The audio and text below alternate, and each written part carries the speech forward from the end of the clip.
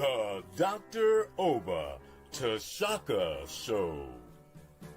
Free your mind, and the rest will follow. A show for all who are on the journey to discover the truths about their identity, history, culture, politics, spirituality, and family relationships. This is a show for the Black Freedom Movement and the Black Power generation and the hip-hop generation, including Black Lives Matter and associate activists, all of whom are seeking change. Dr. Oba Tashaka and his guests are dropping knowledge and insight from his successful organizing, research, writings, and innovative thoughts, the best of which have piped into God's mind to lift you up higher and higher. To the bosses, OGs, rappers, influencers, and those looking to evolve from the constraints of misinformation and miseducation to build a foundation for personal growth, love, and mental freedom. Check out the wisdom of the OR. Yeah, that's the original revolutionary, Oba T, who inspired 1 million black men with his rousing speech at the Million Man March, and who continues to fight, write, and speak the truth. Dr. Oba Tashaka is one of the deepest deep thinkers in the world today. A quote by Dr. Asa Hilliard. Dr. Oba Tashaka, then Bill Bradley, was the best leader organizer in the Congress of Racial Equality, CORE. An endorsement from Dr. George Wiley, Associate Director of National CORE and the best organizer blacks produced in the 1970s as the organizer of the National Welfare Rights Organization. The Dr. Oba Tashaka Show. Free your mind, and the rest will follow. Good morning, family. All of the early risers, Brother Ugawa, Sister Robin, Stephen McKenzie, King Pianki, and Lao Tzu. Pretty good. Y'all actually got on before I opened my mouth. Greetings to all of you and others that will be coming on. You know, I love all of y'all, and y'all are among the most dedicated the viewers of this show and really conscious. So I really appreciate you. As you know, this show is about self-knowledge and self-respect and self-love, promoting it. And so, you know, we're dealing with different topics each day. As you know, this Thursday was my birthday, and I would like to acknowledge other people's birthdays. So when you're having a birthday, let me know. If you can, email me and let me know so I can acknowledge it in advance and then on the show. My birthday was Thursday, August the 4th, and I turned 83 years old. I was planning to put up a picture of, it wasn't a picture, it was a live shot of me dancing at my 80th birthday party, which we had in the backyard of my house. We had about 73, 74 people here. It was more of a party to honor people in my life. And we had a live band, and I taped the whole thing. So, and there's some real good music in there. Thank you, Robin. Yeah, so, and then on that day, that evening, I was interviewed on the Hoppy Show, which I'll go into in a minute, which was quite enjoyable. Thanks, King Pianki, appreciate that. The last week's show was Strategy, the Ultimate Art. And I was noting there that next to God, love, and the truth, strategy is the ultimate art.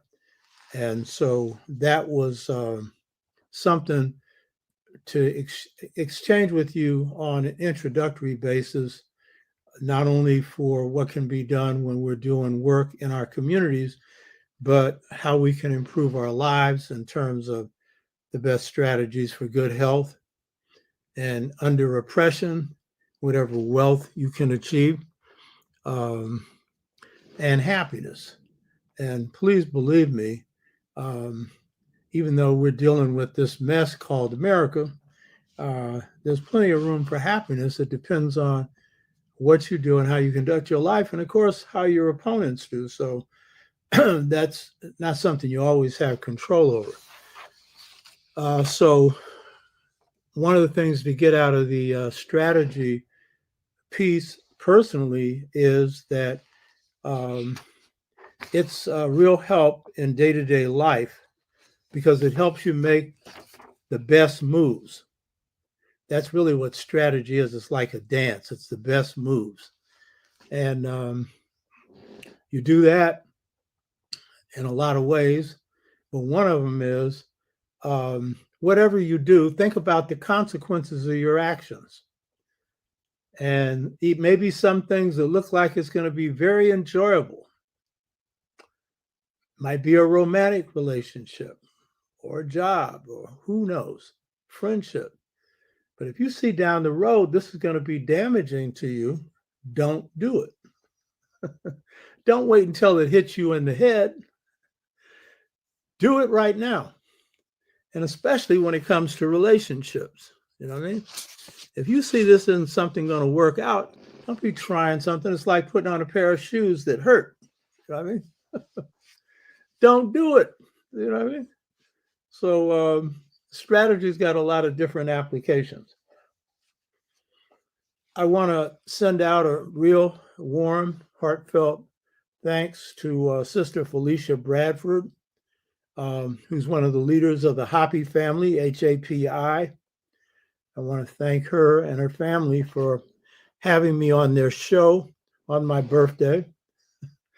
You know, she had proposed Thursday, and then I said, oh, that's my birthday. She said, well, you want to do it this Sunday? I said, yeah, sure, fine. So it wasn't like she was imposing on me. And also want to thank all the dedicated viewers from this show that showed up to watch it. And I want to really thank Brother Ogawa because he set this up. It's his Twitter work.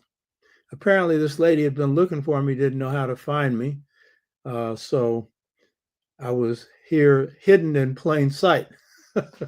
So this hookup was really good because this is an audience that watches Hoppy that is on the same vibes as this show. And so it's generated a significant number of new subscribers to our show immediately. And Sister Felicia was very helpful in putting up this banner and reminding people to go to the show and even put the show up to show them how to click in. So that was very nice. But what I really, thank you, Christopher. What I really enjoyed about her is her consciousness. Her head is wrapped on real good. And she's also close to Brother James Smalls. James Smalls is loved by a whole lot of folks because he deserves to be loved. You know, if you're lovable, you get love. And that's James Smalls. So one of the most enjoyable things was they brought in James Smalls. I already saw he was on the chat, you know, and I already knew that she had called him to talk about me, you know, see what he had to say. And so to have him do his little happy birthday, that's my buddy, James Smalls, and that was real nice. I really, really appreciated that. So that was a good thing. We're going to be doing more of that. And again, Brother Ogawa is on his job, and he's been generating a lot of viewers on Twitter, you know, the distracted channel, and that people watch for a short period of time. But, you know, at the same time, there's some very serious viewers on there. And they also, when they get noticed, they also pipe into some serious stuff. So it's appreciated. So Travel Light and Christopher Clipper, good to have you on. So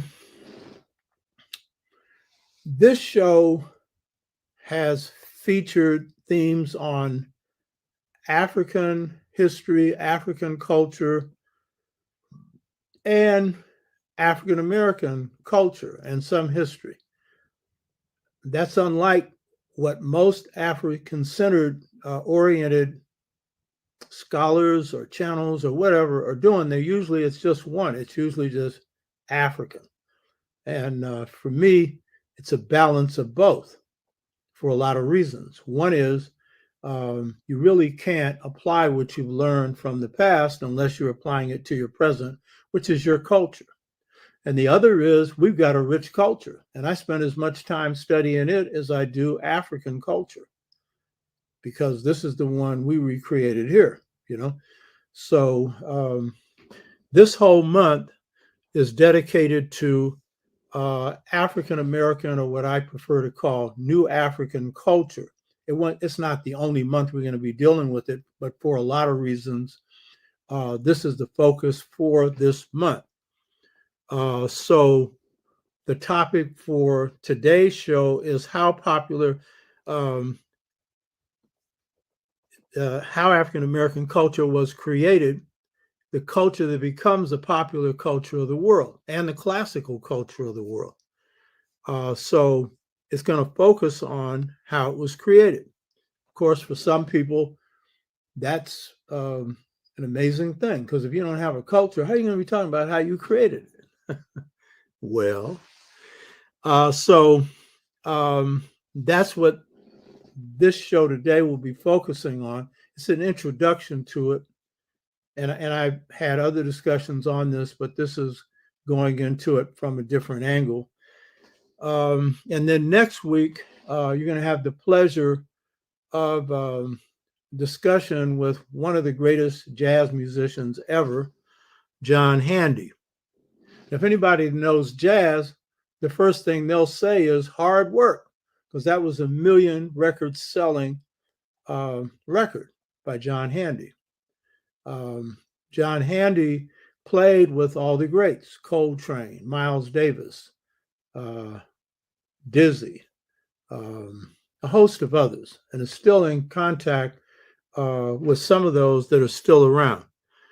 He is the only jazz musician to perform at the Jazz Festival in Monterey, which is the longest standing jazz festival in the U.S., and I'll be going there with my wife next month, and I went last year. He performed 11 times and put on some of the best performances. And John Handy is also a composer. Now, a lot of jazz musicians write music. There's a difference between writing music and composing. John Handy can compose for as many as 100 players. He has a degree in music from San Francisco State University, where I used to teach. And he also taught in Black Studies for a while.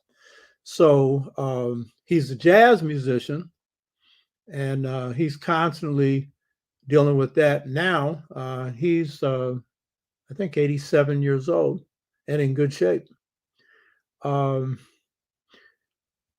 But he's also a jazz listener, and he has listening circles that he belongs to and everything else. He's a real artist.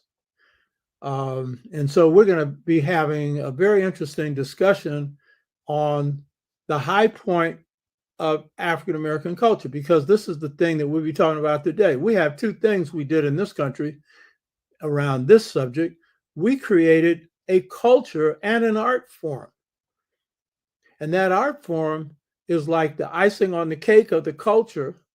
We often confuse the art form with the culture. And those of us who don't think we have a culture, we just rely exclusively on the music, which is the highest expression of the culture, largely because the drum was outlawed. And so it required us to go in and draw on those other features that inspire us, which is singing. And so the singing became central. And so it's not that we had more singers come in here, it's that due to the circumstances of this culture, singing became the sine qua non of the culture, one of the highest expressions. And then, of course, the instrumental culture, which follows the voice. Brother Ugaba wants to know what's a listening circle. These are jazz enthusiasts who sit down and listen to the music and make comments on it. Because the music's complex, and you often don't know what you're listening to if you don't know the dynamics of jazz. And the best rappers have been jazz influenced, because that's the deep thinking. The best thinkers in our country, Malcolm X and others, jazz thinkers, Toni Morrison, jazz thinkers. Me, I'm a composite. Jazz, blues, spiritual blues, gospel blues. So I bring in, you don't hear me, but when I'm giving a speech, then it's a lot of the down home stuff, but it's always got depth to it. So mine is a multiplicity, but the depth is coming from jazz, but the feeling is coming from the rest of this stuff. And so this is the high point of the art form. The European American does not have a culture indigenous to this country. That culture was imported from Europe. And it's an oppressive culture. And it's a repetitive and imitative culture because they haven't originated anything here. And so their political system is John Locke. Their economic system is Adam Smith. I mean, every component of their system is based on something they pulled out of Europe. And so ours had to be recreated here. So it's got roots here. You know what I mean? And that's why it's the popular culture of the United States and the popular culture of the world, because it speaks to the human condition. But then in the midnight of enslavement, we also created an art form, starting with the spiritual blues. All of the art form springs from that. And I'll tell you, any part that anybody plays with that diverges from this, it'll lose its beauty. If you sound too tough, too rough, and you're up here not sounding beautiful, you stepped outside the realm of your culture, because it's about beauty. And if anybody would know that, it's the people that underwent the greatest ugly experience in history. So you build a house, you always stand on the foundation. So the spiritual blues for the art form is the foundation from which all other components of the art form spring. Hip hop is urban blues. So the main thing is beauty, baby, beauty. You hear me? When God hears any of this, God's light shines brighter. That's according to Fool's Crow. I've talked about him before, the greatest holy man among the Lakota people. He said God's a sucker for music. Well, then that means God's a real sucker for Black music when it's right. You know what I mean? Huh? Because God's got ears, vibratory ears. Of course, God has no ears, but I'm talking about the light has realms of feeling and drawing that's far beyond ours. And of course, Pythagoras, he taught that, he learned this in the Kemetic mystery system, that the planets, the stars, all emit sound, music, because God is the greatest artist. God's the greatest musician. You hear me? God is the greatest manifestation of love. I know I've experienced it, and most of you should know, and that's the light inside of all of us. So next week, we'll be getting into jazz, baby. And by the way, the brother we'll be interviewing, John Handy, is also a former boxer, and he was a lightweight champion. And he's put some little messages on some of his fellow musicians that thought because he was small, they're going to get off on him. He just warned them. John's real nice, so you'd never think he had that. But he's Texas, and Texas has faced rough and tough. And so you're going to really enjoy this. And John Handy was also in the San Francisco Freedom Movement. He was in charge of our Freedom Band. He got arrested a number of times. He's a very conscious brother. So this is going to be real nice. The last two shows of the month, the 20th and the 27th, we'll be showing a film that I just had shot the first part of on one of the heroes in the Black arts, Black Power, and Black Freedom movement, Dingane, Dingane, then known as Joe Goncalves, and he was chair of San Francisco Corps Education Committee, and he was later a leader in the Black arts movement, producing the Journal of Black Poetry, that produced more Black poetry in the Black arts movement than any other publication. And a lot of people don't know about this journal. And he funded it out of his own pocket, because that was the spirit of CORE. We funded everything out of our pocket. So this is Unknown Hero. And so I put my own money into putting this film out. And I would hope people continue to make contributions to the show, but to honor him.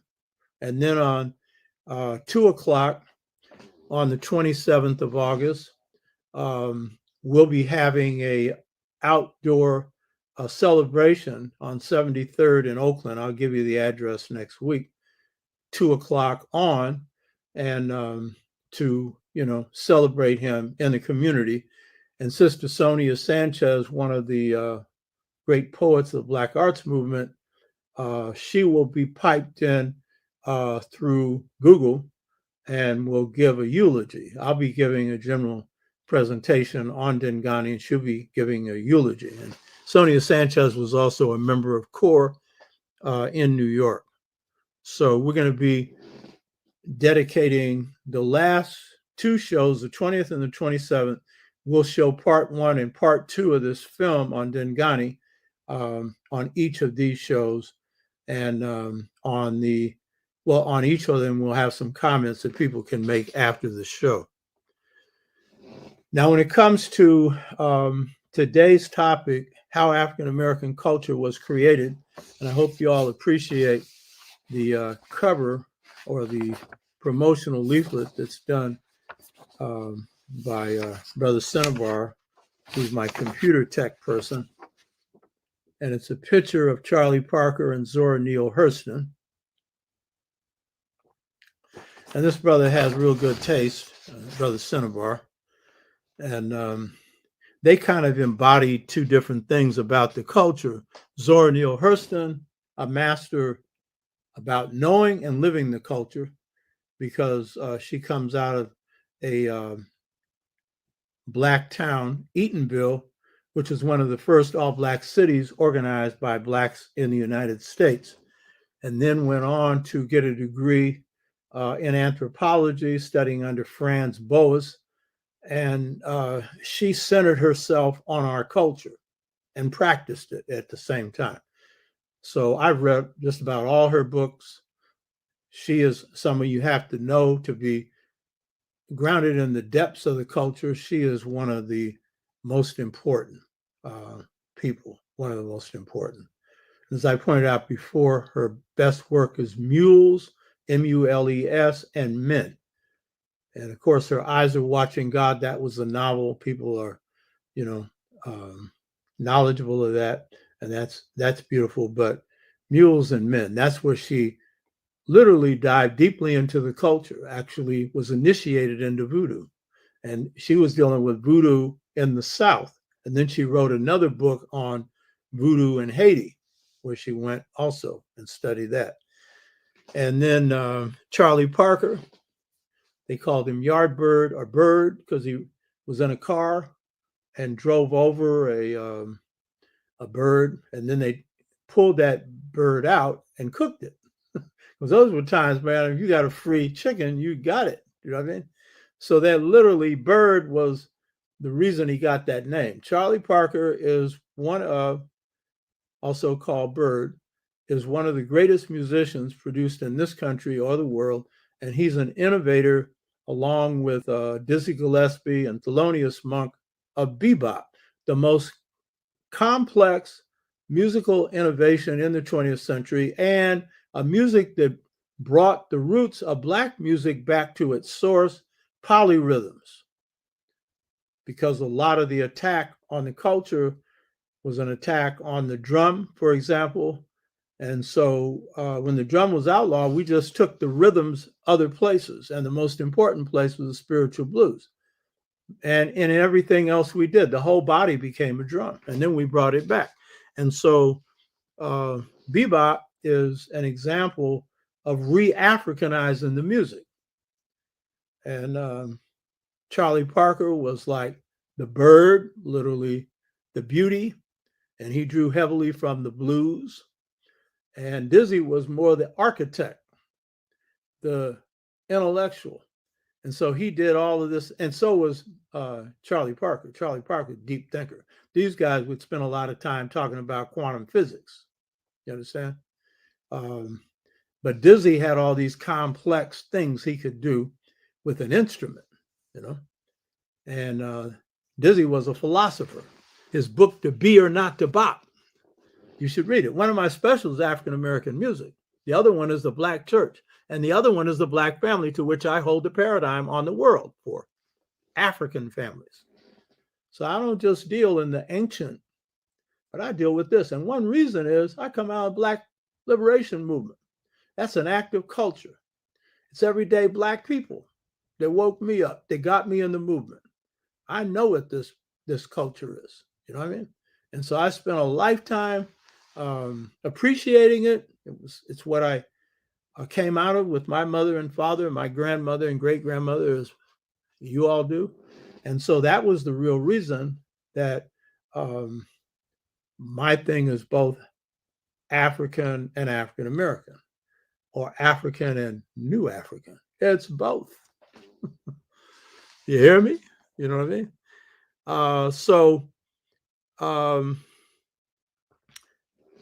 As we get into this topic today, you should also go back and watch and listen to the speech entitled African American Culture, a Culture, Not a Subculture. African American Culture, a Culture, Not a Subculture. Unlike this, these are talks. My best form is speaking. I mean, I love it. And especially speaking on certain occasions that are really important. But any one of them I enjoy. I enjoy speaking in the Black church because the Black church carries the aesthetics, as Ella Baker said, of the Black community. It's true beauty there, you know. And then, of course, I enjoy speaking before different audiences. And this particular audience was in Atlanta, Georgia, and it was delivered February the 22nd, 2003, before a group called the Malcolm X Grassroots Movement that is still in operation. And the occasion was the assassination of Brother Malcolm X. It's a yearly banquet. And I've said this before, for those that haven't heard it, I say it again. Dr. Asa Hilliard, who's one of our great scholars who passed on, was one of the most popular speakers in the country. He was always on the road speaking. And so he made a point of flying into Atlanta, Georgia to hear my presentation. He's my buddy. And this was a speech delivered maybe 6 months before my book, The Integration Trap, Generation Gap, Caused by a Choice Between Two Cultures, was published. And so it drew from some themes in this book. So Asa had flown into Atlanta, but it was too cloudy. The plane couldn't land. He had to land at another airport, rented a car, and came straight to this speaking engagement. He hadn't had time to take a shower, to get out of his sweats or nothing. That was Asa, and was really beautiful. You know what I mean? And so this speech was dealing with the topic African American culture as a culture, not a subculture.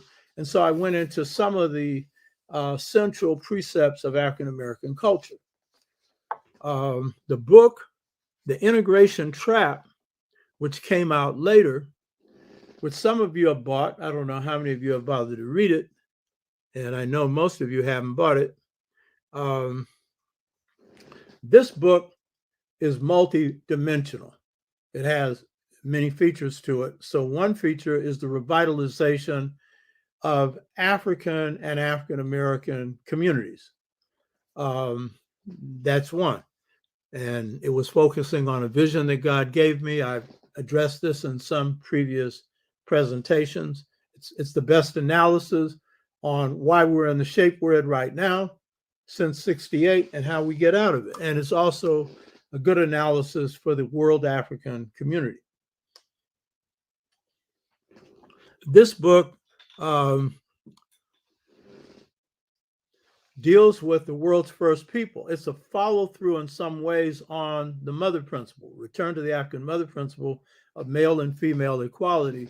So I'm going back to the first people, the Twa, and I'm looking at some things that I didn't cover in the mother principle on the culture of the Twa, and particularly the spirituality of the Twa. And we have a series that I think was a 5-part series that we just recently did on the Twa, and that covers other areas.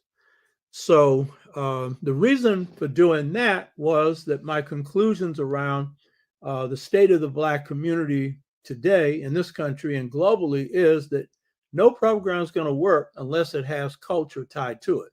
The depths of our culture, both African and New African.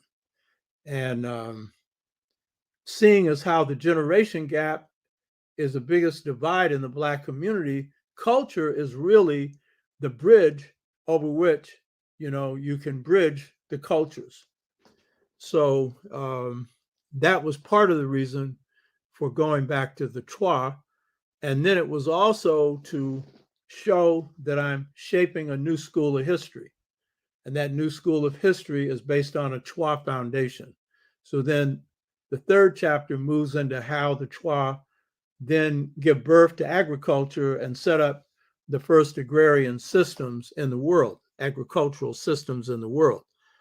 And then there's a chapter dedicated to showing how they founded ancient Kemet, a subject that our scholars don't deal with, which is what they call pre-dynastic Kemet. I'll tell you what I've done with this period, because I'm owning this period, because it is the foundation for the greatest classical civilization.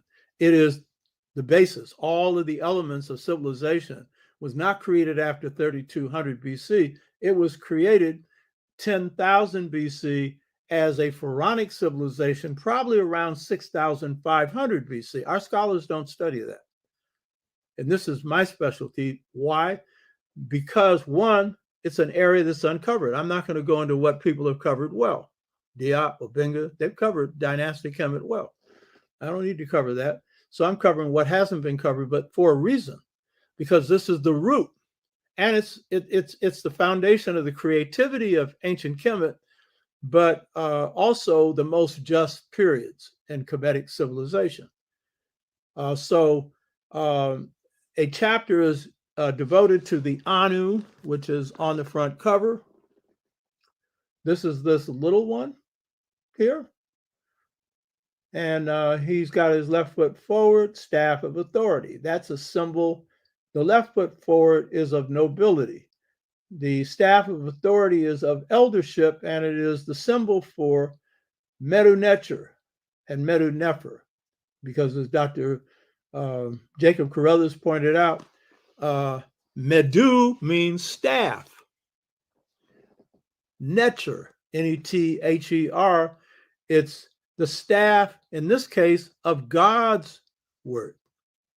It's the staff of authority of God's word. And it's interesting that it would be the staff of an elder, which is the closest thing that humans have, if this elder is wired up correctly, to a connection to God.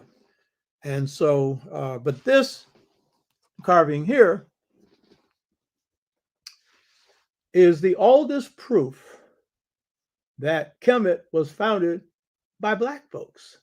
And you can see little Black folks, Twa, called Anu, A-N-U. You all know my first love is the Twa. Why? I love justice. And they're the most, in fact, they are just. It's not they're the most just. They are most just. Period. You hear me? The pure ones, as they call themselves. And we've gone through this in previous presentations. So when Sheikh Anta Diop and Dr. Theophilus Obenga, both of them doctors, presented their case for the blackness of Kemet at the UNESCO conference in the 70s, where all of the foremost mystifiers of white colonial history, some of whom had been their teachers, had assembled. And it was Diop and his best student, Dr. Theophilus Obenga. You should go back to the conversation that I had with Obenga in March of last year. He'll be on the end of this year. We've talked, he'll be on.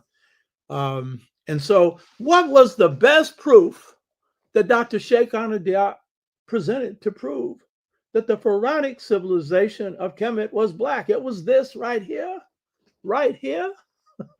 If you bother to read this book, you will read Dr. Theophilus Obenga's translation of the Medu Neter script, which Petrie, who was a French historian, had misinterpreted. And so, and this was eye-opening to Obenga because he hasn't studied what's called pre-dynastic Kemet. And I'm going to share something with you. This is an incorrect term because I'm owning this period right here, this early period, the foundation period, because historians agreed on this. With the foundation of Kemet, Kemet's in decline in the first dynasty. Why? Because all the greatness of Kemet had been already achieved. All the elements of civilization had been created by these little people, of whom their leader was Ani. That's a Sar. Ani is A-N-I, is the name for Anu. And what does Anu mean? Again, on the top, you see the 3 vertical registers. That means great ones. So I'm finishing a book right now on Seba, which is replacing the Western system for teaching. And it's dealing with the mastery systems that we talked about a few weeks ago. And then I'm going to be doing a book on the San Francisco Freedom Movement. And then I've got another one. I'm not going to tell you what it is, but I've been laying this baby out. So I got another one. And it's going to take this baby here and take it somewhere else. It's not just here. It's going to be extremely important. I haven't been writing for the last 2 or 3 weeks. I've been reading new stuff and going through new stuff because I've had a new insight. But the key point is this. You can't call this pre-dynastic Kemet. Why? Because pre would suggest that this is before the dynasties. The first dynasty was the dynasty of Ani, or Asar, or as the Greeks called him, Osiris. And we know he's a real person. As Dr. Sheikh Anta Diop has pointed out, his head has been found in a jar in Abydos, Kemet. And I have an actual, and I've shown it on this show a couple of times, a wooden statue. That's him. Because in the ancient period, the priest and some of the pharaohs, they were edified in wood, not in stone. And this one is so eerie and lifelike that it is not a generic picture as you have of the Ramses statues that look like someone that went to the gym. That isn't exactly how Ramses looked. But if you look at Tutankhamun, that is a reflection of how he looked, you know.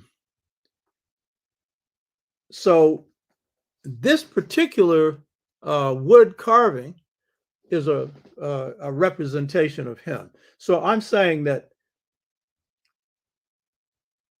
since the first dynasty was back then, I think it's around 6500 BC, but well before the 3200 period. And we know that Asar or Ani wore 2 crowns, so that he had both upper and lower Kemet. And my research shows this was a peaceful period. The research I'm doing right now on this ancient period the artifacts that I've been examining and stuff like that, there's not a weapon in one of them. And it's in a peaceful period like this that you could evolve all these elements of Kemetic civilization, the language, the spirit system, the philosophy, you name it. The system of physics and astrophysics, all of it. You know what I mean? So I've renamed this period, but I think the founders would agree with it because I haven't invented no name.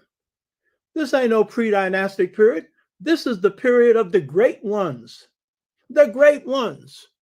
who established Kemetic civilization, the greatest classical civilization in the world, just as the ancestors that these Anu drew from created world civilization on which this civilization was based. So that's just a little side point. But the main chapter in this book, it covers other things, but the main chapter in this book is almost 100 pages. It's on African-American culture. That was the point of writing that book. You hear me? So if you really want to get into this, you should read this book, The Integration Trap, Generation Gap Caused by a Choice Between Two Cultures. In fact, I know some of you that watch this show are readers. Hope all of you are, because you got to have depth in anything you do in life if you're going to do it well. And if you're a mother, you got to be able to pass something on to your children. But for your life, the more you know about yourself, the stronger you will be. So that is part of what this book was about, and part of what I'm drawing from today, but I'm going beyond what's in the book. I'm doing other stuff in terms of looking at our culture, this new African. Remember, as Cabral said, the liberation movement's an expression of culture. You can't get free unless you draw from the best aspects of your culture. The biggest failure our liberation movements have had is when the leadership has not fully ingrained themselves in the operative principles of the culture and worked on themselves. And none of us do it fully. So it's constant work. But to the extent that you've got cultural gaps, chances are a movement's going to have gaps, especially if it's dependent on singular leadership, which it should not be. So my topic for today is how African-American culture was created. Now, a number of historians have put forward the same thesis that a whole lot of remote control, automatic pilot, 00 soul Negroes buy into. And I'm not putting them down for this, but that's what puts you in this position of being remotely controlled. I have a presentation that's on the site, and it's a presentation where I spoke at Merritt College and before about 150 Black students. And the first question I asked them was, how many of you think we have a culture and how many don't? Everybody raised their hand that we don't. That's the assumption of too many of our youth, and that's been passed to them by too many of our misinformed adults, including too many of our misinformed scholars. You understand? And, you know, they run around like they're dealing with the people without a culture. The only way you don't have a culture is if you get wiped out. If you are eliminated, you might have artifacts after that. If you wrote anything, they may be books about you and everything else. The last of the Mohegans, when the last one went down, it was a Native American, you know what I mean? Then that's when the culture went down. No, it didn't completely, because Native Americans share a common culture. So there are other Native American groups that continued it. You know what I mean? But we've been sold this Billy Goods. They took our culture in slavery. And I want to requote something that I said last week from Dingani, the brother we're going to be honoring this month. In his Journal of Black Poetry, he was critiquing Harold Cruz's Christ of the Negro Intellectual, thought it was a good book. And then he made this comment because he was political, and he was my best advisor too. He was his own leader but I was always listening to him for advice, and he helped me with so many different things.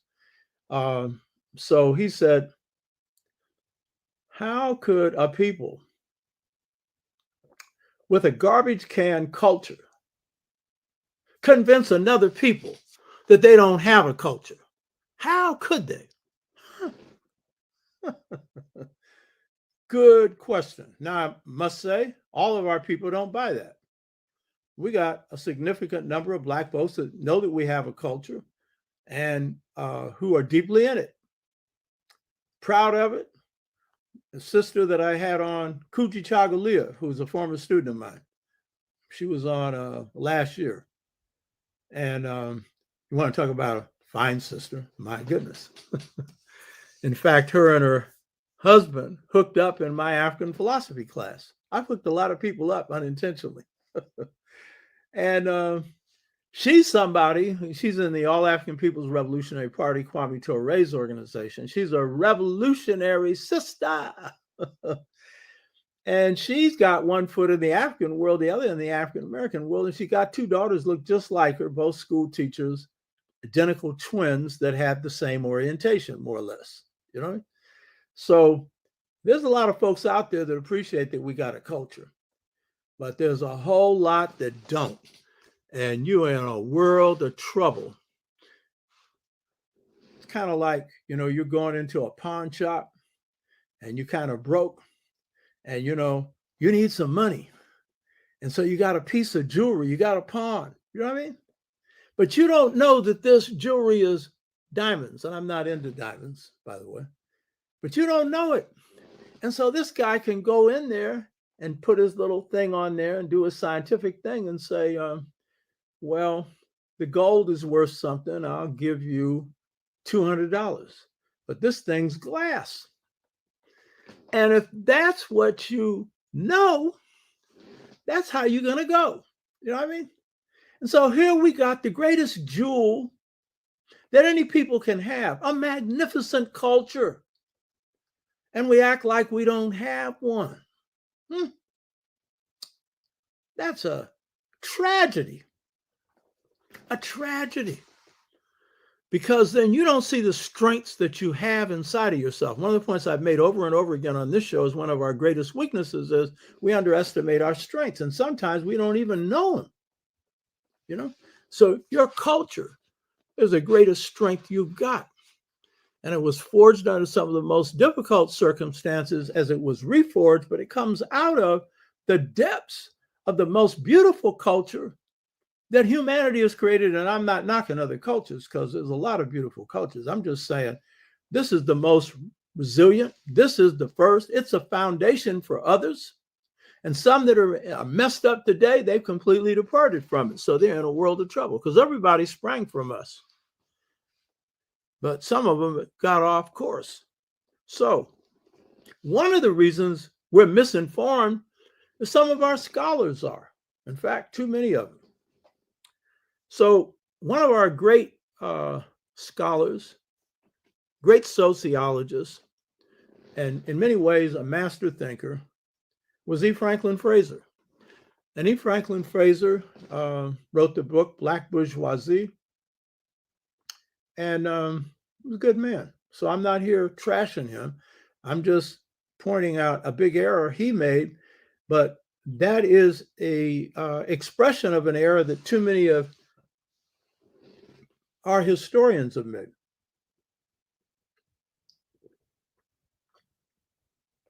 And some of our people who call themselves cultural nationalists, they've created their own version of cultural nationalism, but never bothered to study the culture of Africans in America, never critiqued it. I'm not going to name names. I don't get into the personality thing. You figure that one out. You know what I mean? How are you making a comment on culture? You put some stuff out there of your own, but it's the popular culture of the world. It's the classical culture of the world. It is the most complex culture in this country, which means it's probably the most complex in the world. And you're making commentary on culture, which is your creation, and you haven't bothered to study this. Huh? Because you bought the idea that we don't have a culture. That's why. And now you can't hold up on that. You'll deny it. There are people who have taken this position and they'll deny it. But if you look at the whole Black liberation movement in the 60s, the Nation of Islam basically took the position we didn't have a culture. They rejected almost everything we ate, didn't want us to shake our hips. You know what I mean? And with Elijah Muhammad, had no interest in Africa at all. And Malcolm would make comments like that, but Malcolm was pulled in both directions because he had come out of too much depth of African culture, even in the streets when he was into his little crime life, that he knew better and had a deep appreciation of African American music, and was reading some of the best stuff. He was reading Lerone Bennett's Negro Mood just before he died. And I've told you this before, I've told millions of our, a number of our scholars to read it. None of them have read it. None of them. But tell them there's a book on the pyramids, boom, they're going to grab it, and they should. But your own stuff, you figure they could be too much in that. Well, that's the real gold mine. You hear me? So it was E. Franklin Fraser and scholars like him, but I'm going to focus on his argument. There are others who put forward this argument, but I'm going to focus on his. And this was his commentary on the state of culture of Africans in America. He said this, and I quote him. I'm quoting him because I don't want to distort what he said, because when I critique it, I'm going to critique it on the facts. And by the way, I'm not a fact man. I use facts. I'm into creativity. And so I'm into trying to create something new. So I'm just not out here fact this, fact that. But to back stuff up, facts, baby, facts. So this is what he says about our culture. In contrast to the situation of the West Indies, that's the Caribbean, African traditions and practices did not take root and survive in the United States. Let me repeat that. In contrast to the situation in the West Indies, African traditions and practices did not take root and survive in the United States. Now, I should point out, he doesn't give any evidence for this, but this is his assertion. And I know a whole lot of Black scholars who will die on this. And they are the same ones that will have trouble when you put Africa in front of anything. They just want it to be Black. They don't understand that this thing that they like that's Black, it's African. So Fraser gave us his reasons for this, that according to him, the culture of Africa was destroyed in the United States because when Africans were brought to this country, they were separated into small numbers and shipped to different plantations. And in these plantations, enslaved Blacks had only a dim memory of Africa. Now, that is what a lot of people will say. They separated us so that we couldn't talk to each other. You know what I mean? We couldn't converse and blah, blah, blah. And there's a whole lot of holes in that one. I'll go into that in a minute. But that's the basis for his assertion. And of course, you get dropped into these communities, a few here and a few there. And the people you're going into are kind of zombies when it comes to Africa. I'm going to critique that too. But that's the basis of his premise. And there's a lot of other scholars like St. Clair Drake, who's an outstanding scholar. He co-wrote a book on Black Metropolis. He was also a sociologist. And by the way, I should say, sociologists are not really the best ones to be critiquing history unless they go study some, right? And we got a bunch of psychologists that do the same thing. And they end up talking about we sick. And by the way, I'm going to make this comment. Get you all really riled or whatever.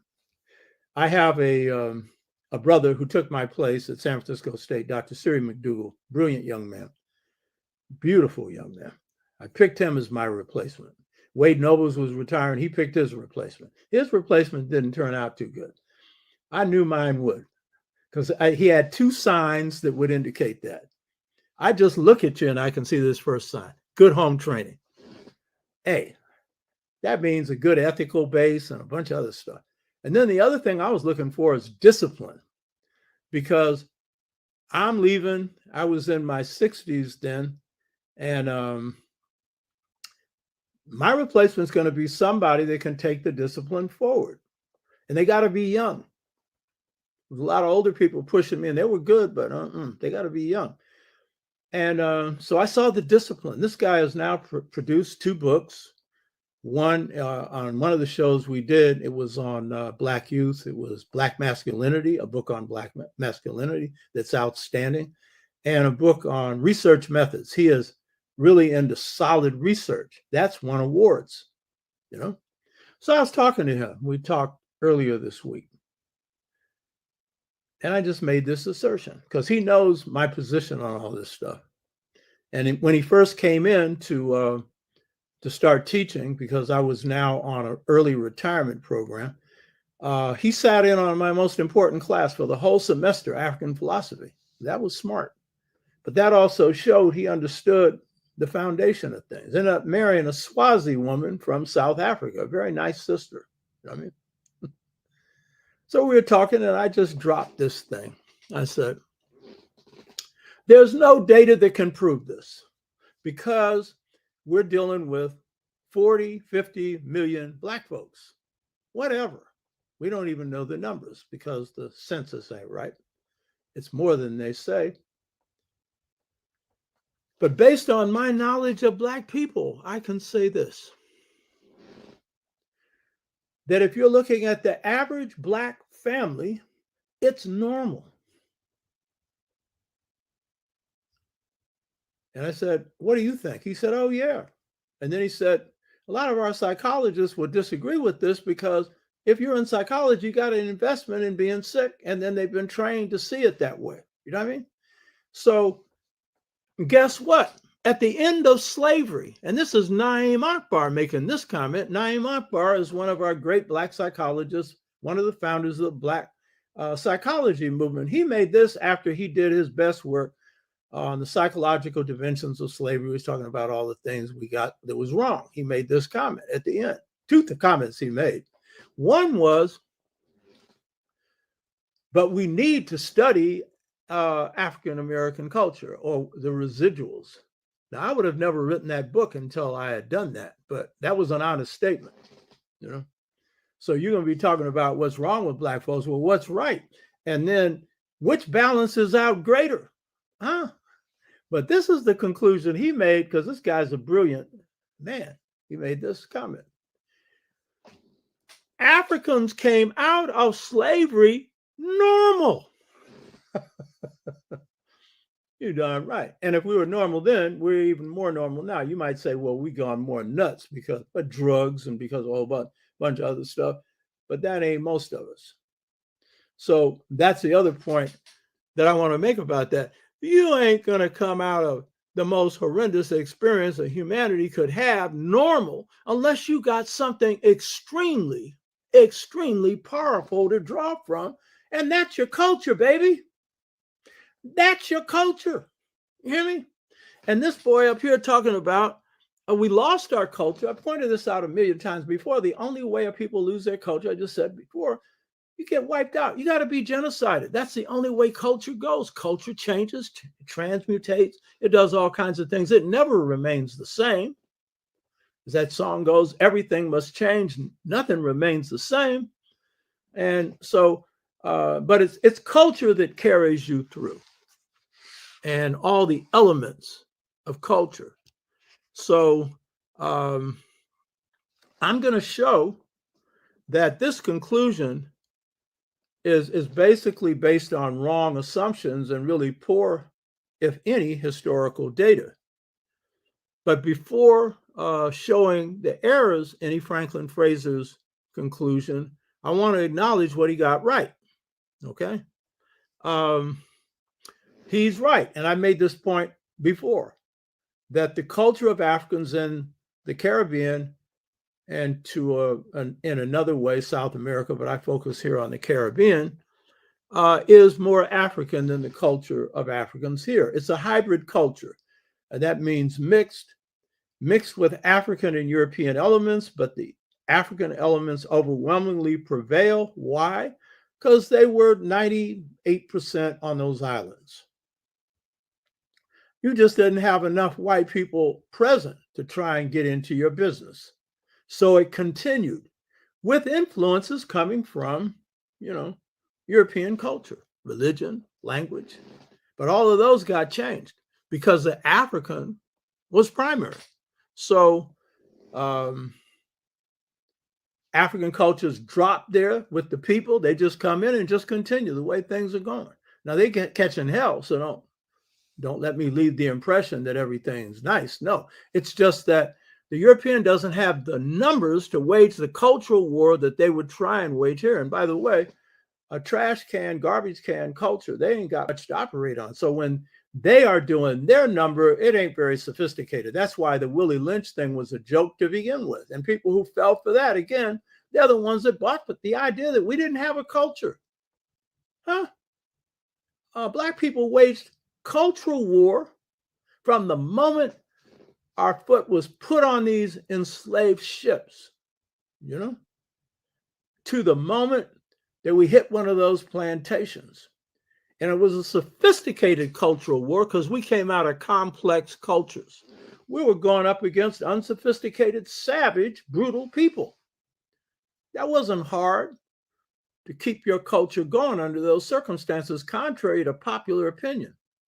It took creativity, but it didn't take a whole lot of mind transplant. It wasn't like you were going up against 10 Einsteins here. Willie Lynch had a plan. Willie Lynch, his plan was to make money.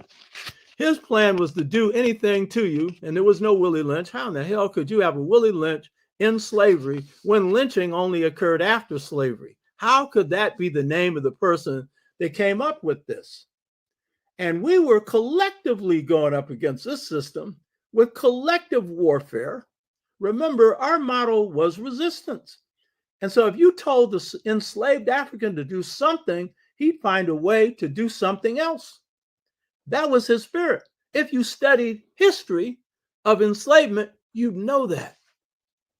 They were more resistant than we are now. You understand? In all kinds of different ways. It wasn't always in your face. They were smart, So E. Franklin Fraser is right that in the Caribbean, a pure form of African culture emerges because of the conditions there. The development of African American culture in the U.S. was more complex. But what Fraser and those who take his position didn't understand is that African American culture stands on an African foundation with new African creations, and because New African is taking something that was African and reworking it in a new way. But then there are African cultural traditions that just continue straight on up. Straight on up. This, by the way, isn't in the Integration Trap book. Most of this isn't. Straight up, there were institutions that continued, contrary to popular opinion. I'll talk about those later. You hear me? So certain features of African culture couldn't survive here, and certain ones couldn't survive in the Caribbean either. And some, they could survive there, couldn't survive here. Like polygamy could survive in the Caribbean. Why? Because everybody's Black. Black man's going to want him more than one woman. That's going to prevail. And so you have the tradition now in the Caribbean of the outside wife. And surprise, surprise, husband comes home one day with a baby and suddenly the wife knows that there's another wife. But usually she knew earlier because in these islands, word spread, So that's the continuation of that. Now, because it's a hybrid culture, you've got this thing, mixed. So you got this thing where this Christian thing, this monogamous thing is looking at you and saying, that ain't right. So particularly the wife is often against this. But the outside wife, she's saying, if anything, I like to take her place, but at least you're going to have to deal with me. You know what I mean? So that's a continuation that a lot of brothers just wish could have happened here. You know what I mean? So that's one case where intrusion of the white folks kind of prevented that. And so you've kind of taken this monogamy as a norm, and most of the sisters are quite happy. I'm not polygamous by nature because I'm a child of Obatala, and Obatala is the oldest of the Orishas. These are spirits from heaven. And Obatala had only one wife and decreed that all of the Orishas should only have, these are ancestral spirits, should only have one wife. And they said, sorry, we're agents of God. Hell, if men down here can have more than one wife, why can't we? And we'll even make better choices because we're Orishas. I'm kidding there. They didn't say that, but it's a joke. But they did say they were not going to go with one wife. So that didn't survive. The drum couldn't be abolished in the Caribbean. I made this point before, or South America. It was banned here, but it went undercover because just about every rhythmical move we made was drum-like. And so it continued on, and then we brought it back as soon as we could, But it was maintained in the spiritual blues because the spiritual blues and gospel blues are the most African of African American music. Why? Polyrhythmic. Whereas blues is monorhythmic, 1-2, So that was continued because you just can't take a culture and just remove it. And so this got transmuted into other forms. Now, in the case of languages, in neither the Caribbean nor the U.S. were the pure African languages of Africa, Yoruba, Asante, whatever, continued in its pure form. And here is a case to show you that, and this is the last case I'll make when I finish this presentation, to show you that if a linguistic system, in this case, an African linguistic system continues, that is the best proof that your culture prevailed. Because the way you talk is an expression of your philosophy, your view towards life. It is ingrained, it's central to you. So what's interesting is in the case where the African in the Caribbean has the numbers, and the African in America is overwhelmingly outnumbered in numbers, but you're going to see it's more complex than that. In both cases, they come up with an African-based language. And it's called Creole in the Caribbean. Our scholars who specialize in linguistics call it Ebonics here. I'll go into that more later. I'll just simply assert.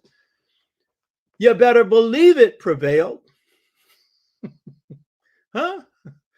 Fraser, I'm sure, didn't know nothing about this, Be careful about what you don't know. It's going to come back and slap you upside your head.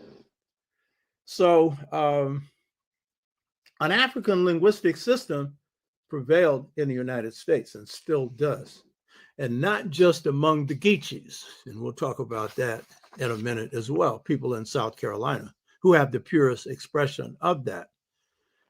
And when language prevails, some of the deepest stuff in your culture prevails. You hear me? Huh? So, in the case of what the West calls religion,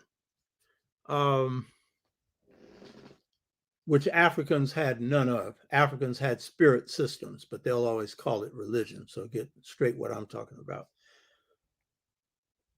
So in the case of the Caribbean, and this is true for South America as well, what is interesting is that the African in the United States and the African in the Caribbean maintain the same spirit practices depending upon the religion of the oppressor. So wherever Catholicism was practiced in the United States or in the Caribbean, what you have prevailing is a closely intact African spirit system with the priesthood with a divination system, with a way of bringing spirits down to possess them. So that's called voodoo in the Caribbean and in South America. They call them Santeria in Cuba, Candomblé in Brazil, voodoo in Haiti, voodoo in Louisiana. What does the blues sing about? I got my mojo working, and I'm going to sure make it work on you. Mojo is that magic that comes out of what in the South was called hoodoo, but is a part of Obeah. And Obeah, which is the spirit practices of Africa, is found prevailing in the Protestant countries because they are vigilant. It doesn't matter whether you're a majority or minority on the land, they are vigilant in going against any expressions of full African spirit, or you'd call religious systems. So Jamaica is much involved in Obeah, or at least involved in it as we are, as Barbados is because they're Protestant countries. So any country that had Catholicism, that's where a pure African spirit system, religious system, that sometimes is stronger than Africa in that it becomes a Pan-African one, a mixed one of Dahomey, of Yoruba, of Asante. That's what you have in Haiti, mixed with African or Indian spirit rites. That's real strong, you know? So in this case, whether you are a majority on the land or not, that's not what's determining what's happening when it comes to intact spirit systems. In this case, it's what is the so-called religious system of the oppressor. And notice with Toussaint, we covered him, he was both into Catholicism and into voodoo, which is pretty much how African systems subvert European ones. They'll get in it and hide behind it and still practice theirs. But because of his inculcation with certain European ideas, he took them more seriously than the average African did, but was still a master practitioner of voodoo of the highest order, you know? So this is a case where African spirit practices are continuing. Now, it's more complex than that, and we'll get into that in a minute. Everything's more complex than that. That's one of the things I liked with the interview on Hoppy. The sister was asking some good questions, like when we're dealing with the stages of consciousness, does it all go one way? Now, that's a real smart question, because if it does, it ain't real. You know what I mean? Oh, no. There's nuances upon nuances upon nuances. So if you're talking about assimilation, that ain't just one thing. And if you're taking Clarence Thomas up as the example, there ain't too many like him. That's extreme. But if you nuance it, it's more complex. You know what I mean? There's nuances of this. You know what I mean? So when it comes to the spirit thing, we'll come back to it. But the African in America was no less affected by this continuation of African spirit systems, when overall the whites have the majority status, but you're going to find that's more complex than that. Whereas in the islands, they were 98% usually of the people in the islands. Numbers didn't matter in that circumstance. So again, E. Franklin Fraser is talking about African culture prevails in the Caribbean, and it was wiped out here for a variety of reasons. And the main one he would know is because the African was a majority in the Caribbean. Well, African culture prevails, whatever our overall numerical status is. The one that's created here is more complex. But in the case of the spirit systems, it ain't got to do with numbers. So this is a key point. It's got to do with the vigilance of the system that's intact being practiced by the oppressor. And Protestantism is just a lot less tolerant. But there's some other reasons. I've been doing some real research now. I can't even share with you because this is something I'm getting ready to do something else. This book that's going to come after these, the two that I'm finishing now, and then the one on the San Francisco Freedom Movement. That one is going to be the mother's mother. Oh, when I'm writing, only 2 or 3 people know what my new stuff is. So you're just going to have to wonder. But I'm telling you, I got something that is so bad. So bad. I ain't been writing for about 3 weeks because I just been reorienting myself to some of this stuff. That's always what happens when I'm writing a book. I always get to the next one. But this is more than a book because all of these are systems of our life. And this culture is at the core of it. So Obeah prevails in those areas that the spirit practices that come out of Yoruba, Asante, Dogon, that have heavily focused on magical things and divination things and protecting people through very spiritual ways, and it gets a bad name. And some people use it in the wrong way, so it gets that bad name. But it is the vestige of this African system that can survive under this Protestant system. So this is a key point. So in this case, it's more complex. It's not just that the Caribbean is different. One's just more African. In this case, one is not more African. It's different circumstances that dictate what kind of spirit system is going to prevail. So Fraser, in asserting that African culture was lost in the U.S.,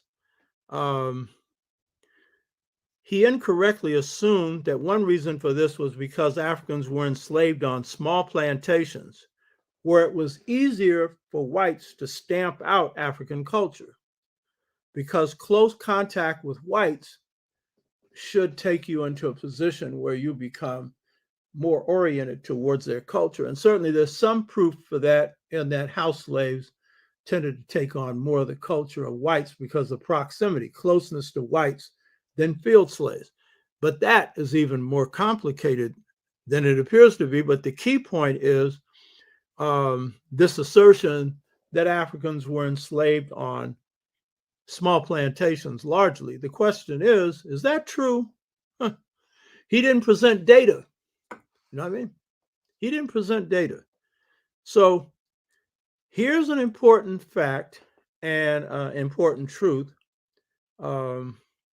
about this history here.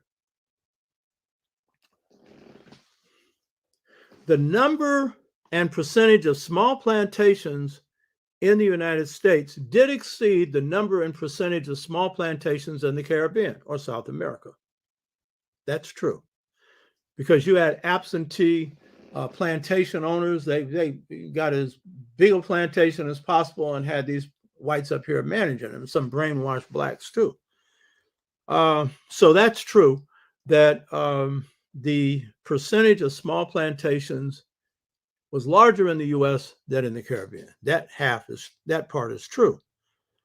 But when you do the data and when you do the analysis, which I have in the Integration Trap, Generation Gap Caused by a Choice Between Two Cultures, what you find is that in the United States, half of enslaved Africans in the United States were enslaved on plantations with 20 or more enslaved Africans. 25% of these Africans were enslaved on plantations with 50 or more Africans. Half of the Africans in the United States were enslaved on large plantations, and some of them were extremely large, 2, 3, 4, 500 people. Now, that is making a case for something different, because if we were all enslaved on small plantations, then it's going to be harder for you to communicate with your own brothers and sisters and make things out and continue or recreate culture. So the fact that over half of our people were enslaved on large plantations is extremely important. And I assume that E. Franklin Fraser didn't know this. Ignorance is no excuse. In court, if you go up claiming you didn't know that it was a crime to shoot somebody, you think that's going to get you off?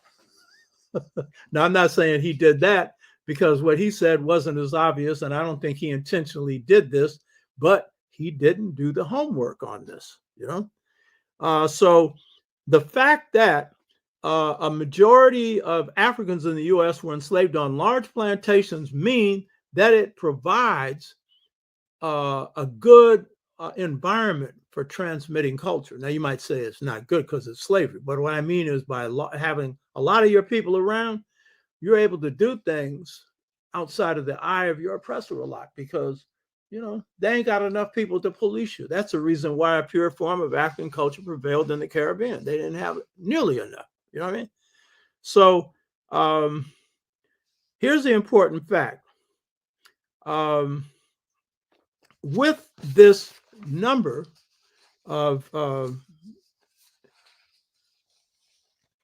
over 50% of our people being enslaved on large plantations, it means that this is ground for real cultural transmission. Now,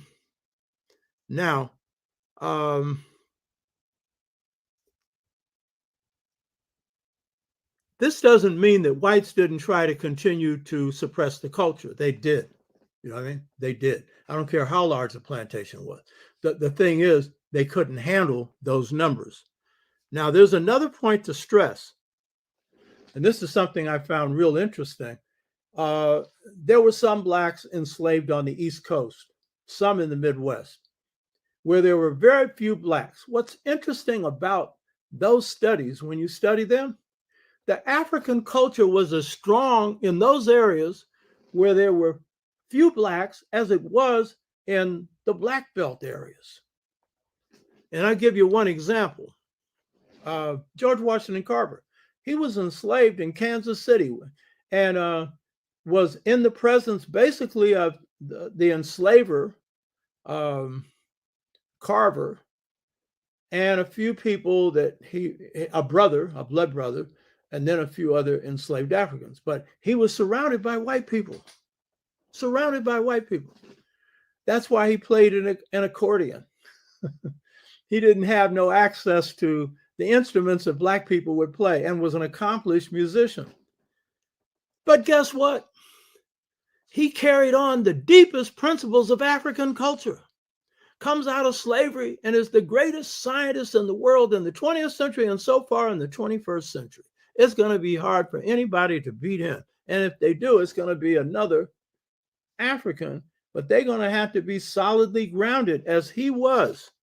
And so he retained the deepest principles of African culture, in this particular case, the Seba culture, S-E-B-A, which is the word for teaching or instruction in Kemet.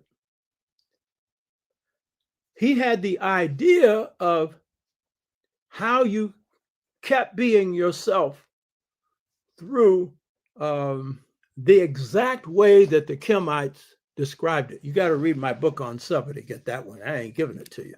Read the book. Some of you ain't going to read a book no matter what, but some of you will. Hit the book, baby. But please believe me, it kept him on track. George Washington Carver always said, I only want to be myself. And then he's an expression of something else. Again, he's not around black people. Henry Ford gave him a blank check. He could put $1 billion on it. Ford would have put it in a bank. George Washington Carver said, no, if I do that, my people won't get credit for it. What was he expressing there? Race consciousness. That's a new creation that we created here. That's why I call it a new African culture. Some things continued. Some things continued in revised form. And some things are brand new. Race consciousness is brand new, born of the circumstance that, A, over time, we lose a memory of what part of Africa we came from. But B, we're observing what is dictating the hell coming on our head. It's the color of our skin. And so as a basis of that, race consciousness is rooted in our blackness. The African in America is the most race conscious. The African in South Africa is pretty race conscious too, but the most race conscious of all Africans. And generally, if you find continental Africans who are race conscious, those are Africans who've usually come to the West and got exposed to a good dose of racism. Kwame Nkrumah, for example, spent 10 years, the great president of Ghana, got exposed to that. Or Ho Chi Minh, at least he knew about it because he traveled around the United States, the leader of the Vietnamese Revolution, who was inspired to revolt by Marcus Garvey, the Honorable Marcus Garvey.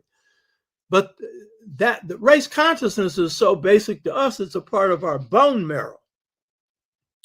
We're conscious of race being involved in something when race ain't got nothing to do with it. But most of the time, we're right. Race does have something to do with it. So here's a guy coming out of a largely white environment, and he's got the essence of how you transmit excellence, which is the 7 teachings that come out of Kemet. And he is committed to the deepest principles of this new African thing, race consciousness. One thing George Washington Carver couldn't stand was a self-hating Black person. He couldn't stand it. You hear me talk a lot about him for good reason. When someone appears on this earth of the qualities that he had, you got to do nothing but praise. You hear me? And since he's got some keys for the salvation of the planet, which, by the way, he figures in the 2nd chapter of the book that I'm finishing now, because I'm back to writing in this book. His spirit science is the path to saving the planet from ecocide. That's the genocide of the planet, at least of living forms. Planet will still be here, but we won't if this stuff doesn't change. So get this also straight. I'm revolutionary. I'm taking the past, using it to apply it to the present so you can change it, to resculpt your soul, to get a greater harmony within yourself, and then make that a reflection of the larger society that we need to create, to take what's crooked and make it straight. Something Malcolm and King and others, Fannie Lou Hamer, Ella Baker and others have been working on. So another reason that enslaved Africans in the U.S. could continue a key African cultural practice and practices in the U.S. Is because enslaved Africans were a majority in most southern states or were a significant minority. This is contrary to popular opinion. Again, E. Franklin Fraser missed that, and he should have known that one. You know what I mean? And so even though the overall situation was one where whites were in the majority, if you're looking at the southern states, there were a number of southern states where Blacks were the majority, and in others, near majorities. Now, what that allows for is a tremendous transmission of culture. It also allows for a tremendous potential for revolt. Of course, that would be my interest, you know what I mean? The culture leading to revolt, trying to overthrow the system. So let's look at the data on this. And I'm not going to give you all, well, I'll give you a lot of the data, not all of it, but it's enough. The state that posed the greatest threat to slavery was South Carolina. And that's the state that had the largest percentage of Blacks, 57% of the population of South Carolina was Black. And by the way, John Locke, whose constitutional ideas helped shape the hypocrisy of what's called this democracy, he helped write the Constitution of South Carolina, you know? So that's where your greatest slave rebellion occurred, led by Denmark Vesey with his chief lieutenant, Gula Jack. And so our culture is supposed to have evaporated, huh? Well, explain this. How is it that Gula Jack led the African regiments? Those are the saltwater regiments. Those are the ones coming directly from Africa. And so they were under his command. That don't sound like the culture was ended in America. This is pure African culture right here, you know. And so one thing that Fraser's hypotheses about people being sent to plantations and then around brain dead Africans who don't know anything about Africa is that there was a constant infusion of new Africans into this country until the so-called slave trade was abolished. And I'll get into that in a minute. But in the case of South Carolina, the rebellion was an expression of pure African culture, Gula Jack leading it, an Angola priest who had the ability to take house Negroes and turn them into field Negroes. And in fact, they had turned the governor of South Carolina into revolutionaries who were prepared to poison the governor of South Carolina. And in fact, it was Gula Jack that could turn a house Negro into a field Negro. And Denmark Bessie's advice was to leave him alone. Gula Jack could actually flip him. You know what I mean? So this rebellion was a reflection of both African culture and new African culture. And in the case of Denmark Vesey, he was a member of the AME Church, African Methodist Episcopal Church, where they planned the rebellion. And the minister of the church purposely left town, you know what I mean, in case it failed. He didn't want to get hung, but he supported it, you know, huh? It's what you call a functional African, functional. And so Denmark Vesey was using Old Testament arguments. An eye for an eye and a tooth for a tooth. An arm for an arm and a leg for a leg. Huh? And he was using constitutional arguments. He was bringing in all the other stuff, but that's New African. Huh? So it was a mixture, right? And the numbers didn't hurt. And of course, his biggest argument was this: strike the first blow. Haiti will support us. Now, his plan was to kill all the whites, take the ships, and go to Haiti, because he wasn't foolish enough to think that Haiti was going to be able to bring an army to liberate you. In fact, Haiti didn't have much of a navy that ship an army over on. So he knew that they'd have to strike that blow themselves and then get hacked, because he knew the rest of the United States of America would be coming after him. But the key point is that number, 57%, gave him the possibility of pulling something off. So other states, if we look at this, Mississippi, 55% of the population was Black, and Mississippi is the hellhole of hellholes. You hear me? 55% of the population of Louisiana was Black, and they got some voodoo too. Huh? 47% of Alabama was Black. 45% of Georgia was Black. 33% of North Carolina was Black. 31% of Virginia, and that's where the founding daddies came from. Huh? They were Black. So look at these numbers here. Texas, 30% was Texas. Texas ain't really in the South, but it has a South mind, ripped off from Mexico, And the Mexicans had abolished slavery. That was one of the real disagreements that the whites who wanted Texas had with the Mexican government. They had actually freed the enslaved. Well, the first leader of the Mexican, revolution was African.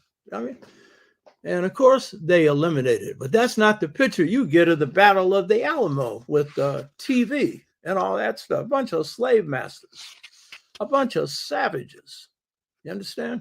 And still behaving that way in the way they run the state of Texas right now. So a large number of enslaved Africans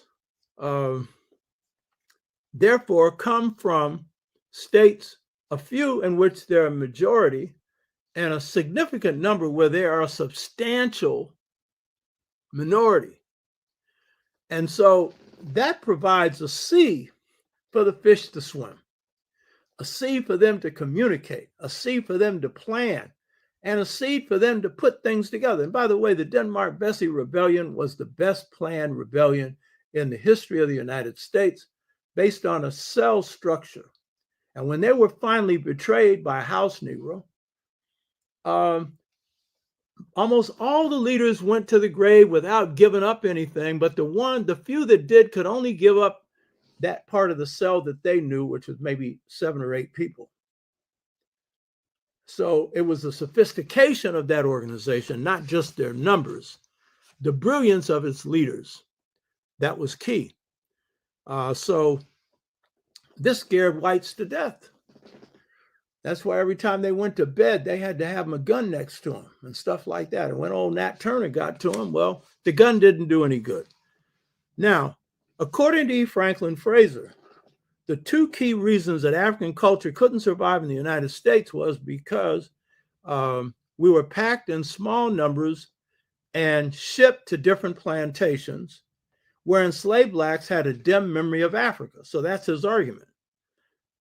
We've seen that a number of the plantations where blacks would be sent, blacks had the numbers.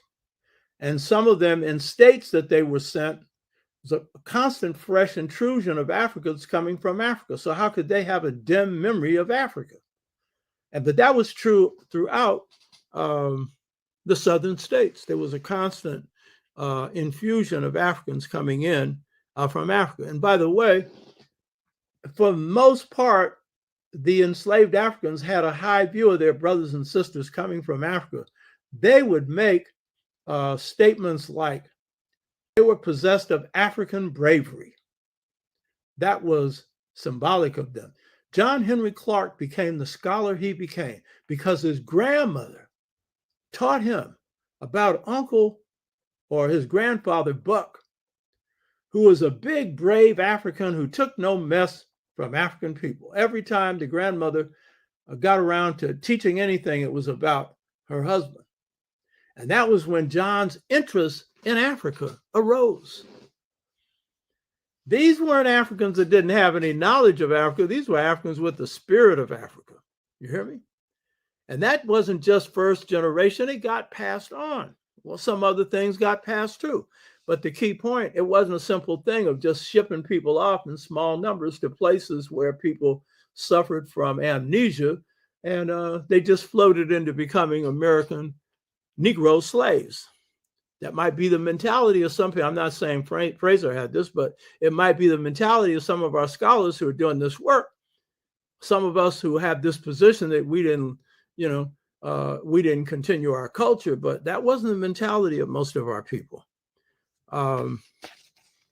So these large numbers on these plantations provided fertile ground for passing on African culture, continuing it, and in revised form, practicing it.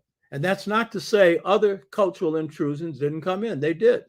Not to say that. So this dim view of dim memory of Africa, that's a hard one to support when we see what's going on here. You know what I mean?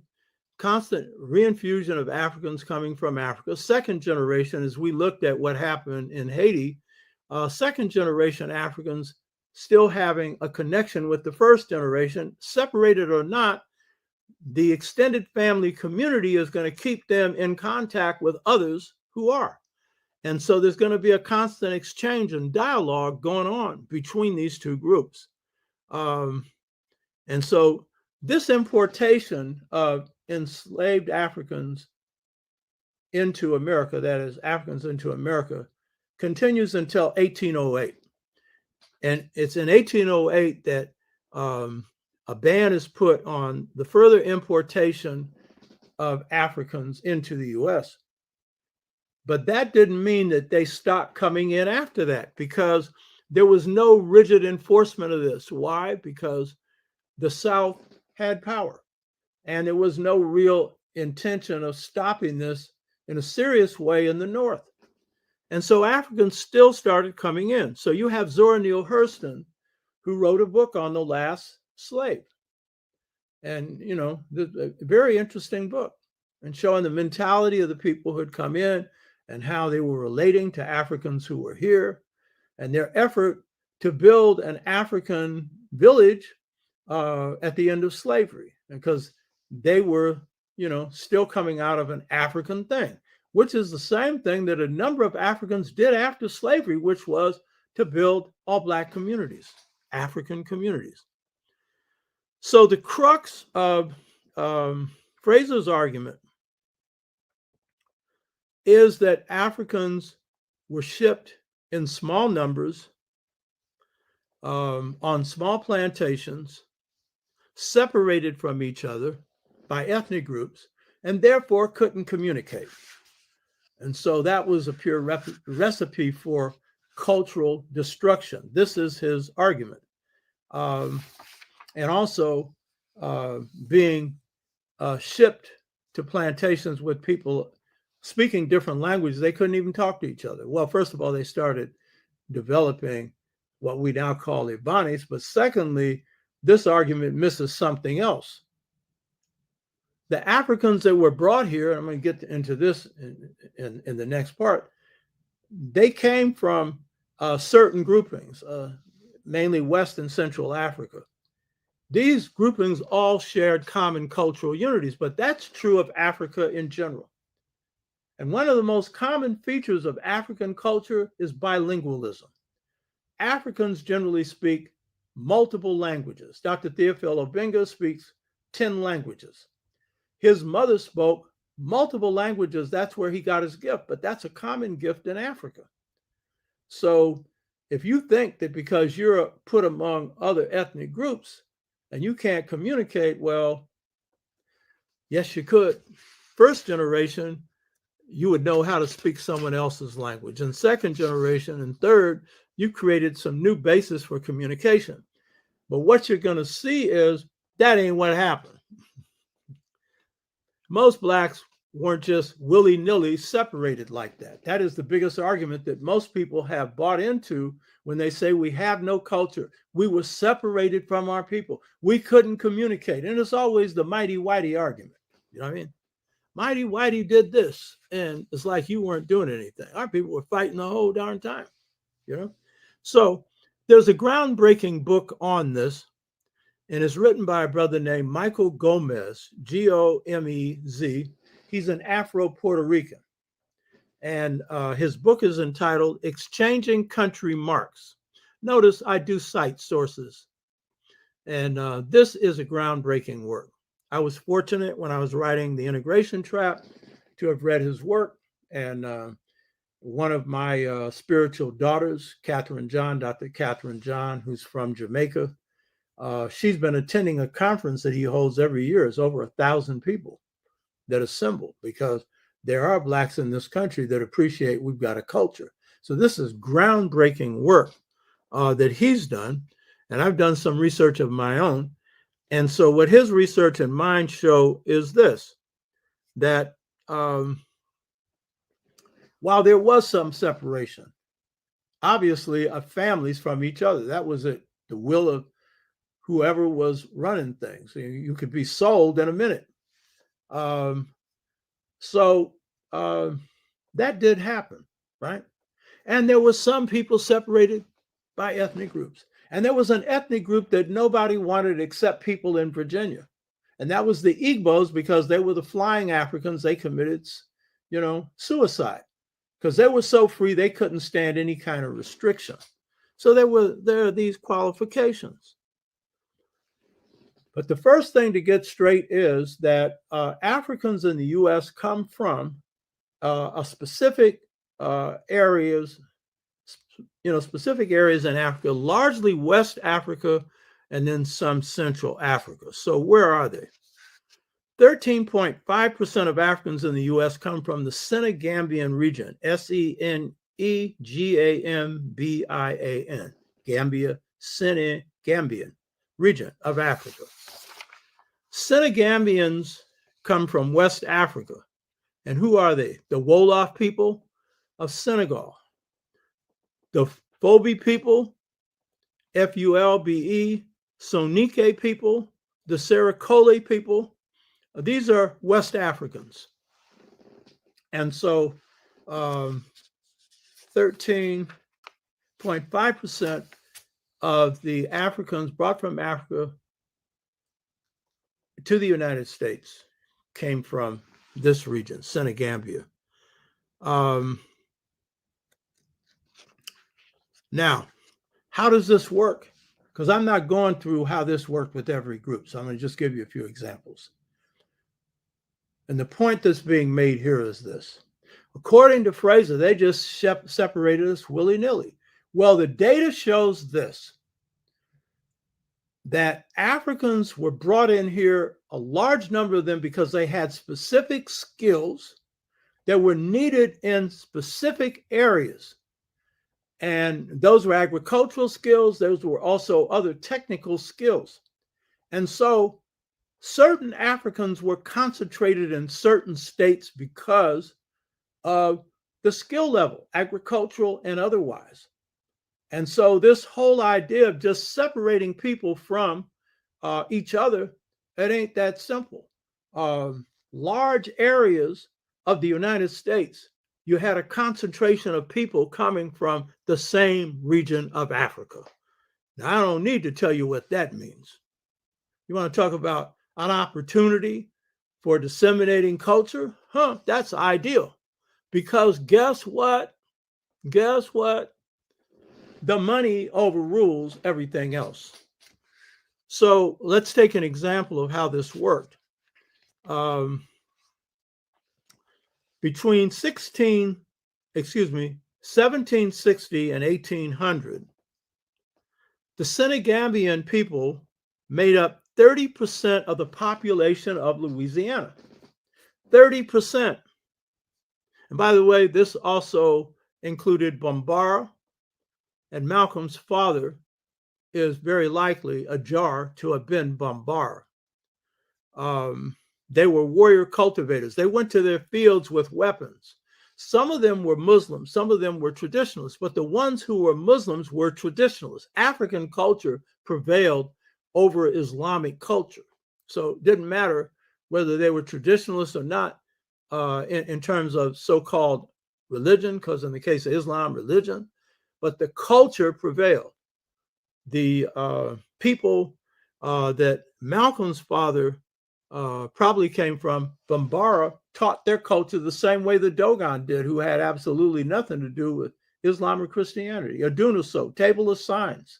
They learned their culture the same way. So they were subverting Islam. But the key point is they were warrior cultivators and they were builders. And Ajar, Malcolm's father, I've mentioned this before, Ajar was over 6'4", muscular, a warrior, took no mess, and he was a master builder. And all of Malcolm's uncles, his father, they were all master builders, except for some of his brothers in his immediate family. They weren't carpenters, they were master builders, Malcolm became a master builder of men and women, but he had natural building techniques. It was recognized when he was in school. He just didn't want to do that. He wanted to do something else. So why would that concentration of Senegambians, including Bambarian people, be concentrated in Louisiana? Because they had the skill of rice, growing rice. And rice is a hard-working enterprise. It takes a lot of skill. And so what you find is the Senegambian population is heavily concentrated in places where they grew rice, such as South Carolina, by the way. By the way. And the Senegambians, in this case, the Bambara, they were highly skilled as blacksmiths, sculptors, wheelwrights, saddlers. Notice a lot of stuff with horses, because as warriors, they fought on horseback a lot. They founded a kingdom called Segu, S-E-G-U. one of the baddest kingdoms on the planet Earth, with a warrior code that would make most warriors look like sissies. The warrior code was, you don't engage an opponent if they show any sign of fear. You must leave the battlefield. That's the African warrior code. All other warrior codes are based on masking fear. You hear me? And fear is an illusion. So if you got fear, you're in a world of trouble. You can mask it all you want. You're going to make mistakes. You know what I mean? I'm not knocking people who have it, but you've been trained into that. And you want to have stress and high blood pressure. Fear is at the heart of that. And the things you're fearing are far worse than you think they are. In fact, sometimes they ain't even worth, none of them are worth fearing. So, contrary to E. Franklin Fraser's conclusion that Africans were just scattered helter-skelter, most Africans were brought in here because they had some skills. Now, some of them had common agricultural skills, but even then, those were highly skilled Africans. You understand? And so what you find is there's certain concentrations of certain types of Africans in different states. I've referred to the Georgia peach. That's a certain kind of African woman who's in Georgia, finer than fine.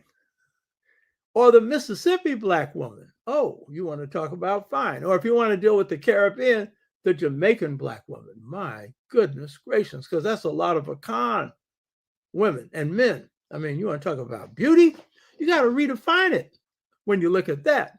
Finer than fine. And they know it, as they should. And of course, Africans in general, finer than fine. So you're finding then that rather than this helter-skelter thing where you're just throwing enslaved Africans wherever you want to throw them, and they're just thrown like the wind, and they're not going to have any roots. In fact, you're bringing in people from different, from the same cultural groups, and with same kind of attitudes and stuff like that. So this is real key. So if we look at generally the concentration of Africans who are brought into the United States, in addition to what I've already mentioned, 16.6% of the Africans brought in the United States came from Sierra Leone, 14.1% from the Gold Coast, Ghana, areas like that, 3% from the Bight of Benin, and 15.6%, a group that's often ignored, from Biafra, that's where Igbos come from, and 25.3% from West Central Africa. And remember, I did a show on how the Twa civilized people from the Niger-Congo region. These are people the Twa civilized that were brought here. And I haven't talked about the Twa here, but underpinning all these cultures is the Twa Foundation. So what's extremely important to understand about this, the cultural regions, is that they all shared a common African cultural unity. And so many of the things that you're going to see, and I'll just hit the top of them, things that African continued as African cultural practices in the United States are common to all these African cultural groups. Contrary, again, to popular opinion that says that Africans couldn't communicate with each other, their cultures were so different, they were just at war with each other. No, they had a common cultural unity. It outweighed the differences. Even though linguistics might be slightly different, their languages came within language groups. And I see Brother Dreamchild has anticipated one of my arguments, which will be the linguistic one. I'm going to conclude on that one. It's the strongest one of all, So the fact that all these different African cultural groups from West and Central Africa share a common cultural unity means that there are certain practices that all of them are going to recognize and are going to adhere to. It's going to be ingrained in them. And I'm going to mention a few of those. And so when it comes to the cultural war of trying to wipe our culture out, cultural unity is a great defense. You hear me? And then the fact that you've got sufficient numbers of people being concentrated together is also part of it. And then what happens in early African American marriages, if you have, for example, Bambara, not many women were brought. Almost all of them were men. And by the way, one of the things that distinguishes African American enslavement from Caribbean is it's almost an equal balance of males and females, whereas a huge imbalance in the Caribbean of males might be another reason why polygamy is more popular. But the key point is that, of course, that's a reason for not having, because it's going to deprive a lot of men of a woman. But the key point is that if you're looking at the nature of these different cultural groups, they have a lot in common. So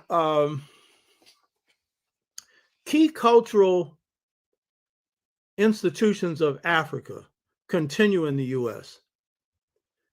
And these institutions are expressions of African deep culture, African deep thought. And so that stuff is very hard to uproot. Du Bois drew the conclusion, W.B. Du Bois, our best scholar, he drew the conclusion that the sole surviving institution from Africa in the United States was the African priesthood. Now, he's wrong. It wasn't by far the sole, but he was right in that he was focusing on the central institution. And that was the central institution, but it wasn't just the priesthood, it's what the priesthood housed, and that's the principle of spirit. Now, most of our historians make the mistake of ignoring spirit because they say it's a common feature in all cultures. I think the reason a lot of them ignore it is because it's frowned on in this culture. This is a despiritualized culture. And so they want to, be dressed up and look good and be rational and all this. So don't talk about spirit. But it is the driving force of African culture. Of all the unities, it's the greatest one. And of course, it receives it from the Twa. The Twa give us this legacy. I spent a lot of time on this. So spirit is fundamental. The house for spirit in the Protestant countries, including the United States, is Obeah, so diviners. And so the diviner is the one who the Africans look up most to when it comes to leadership. As Du Bois said, he was the healer of the sick, the comforter of the sorrowful, the natural leader of oppressed Africans. And he described he was kind of rough and everything. He wasn't, of course, he didn't have any special clothes to wear and everything else, but he was the wise one. So it's a mistake to ignore this because this is the essence of what you had inside of you, which we all are. As we often say, we're spirits having a human experience. And that's true for all human beings, but our culture is wired that way. Spirit is in everything God created. So you want to talk about the continuation of African culture and then new African culture. The Obeah man or woman would be an example of both continuation and transformation, because on the one hand, they're carrying out a central function of the African priest or priestess, divining, which is telling you your future. But they no longer have the opportunity in Protestant countries of training a priesthood, of going through rites that, where you get possessed by spirits, doing a whole lot of other things that the African priesthood does, the training and everything else that goes on, which could happen in voodoo under the Catholic system. So what's happening here is you have the continuation of the essence of African culture, but you also have a transformation under the circumstances. You're using what you can best use, which is the core of it is spirit. And so it's Obeah. Now, Obeah gets a bad name because there are some that use it in a negative way. But there are also some who use traditional African spirit systems in the wrong way too, but more often fewer because there's a whole mechanism for checking them. But still, Obeah is a strong force. And it kept a whole lot of black people going. But the biggest continuation of spirit is the spirit we carried inside ourselves. And you couldn't take that out. And that's what enabled us to wage war with the European. It is the main reason we didn't become Christians during enslavement. Because, first of all, we weren't into religion. We weren't into theology. We weren't into doctrine. And we surely were not into a system where the people who are telling us, obey your master, which is the last thing that any African was thinking of doing, the Pauline epistles, the African would say, he the devil, because we didn't believe in devil in Africa, but we get the idea of the devil. And they would, by devil, they meant the slave master. When they said devil, the slave master. Why in the hell are they going to embrace their religion, which is telling you to bow down and submit to them? And they would always say, God didn't say that. And old black folks who were ex-slaves, they would say, they would go crazy if you ever mentioned the Pauline epistles. They'd go crazy. You hear me? So the African, again, when it comes to transformation and continuation of African culture, whether it's the pure form or the new form, the repository, the place where spirit resides, is inside the person. And so what do Africans do? I've talked about this before with some of the people on this show. They do things like they go to places where they can experience the spirit directly. That's called the hush harbor. Put their heads under a bucket and call on the spirit until it comes down.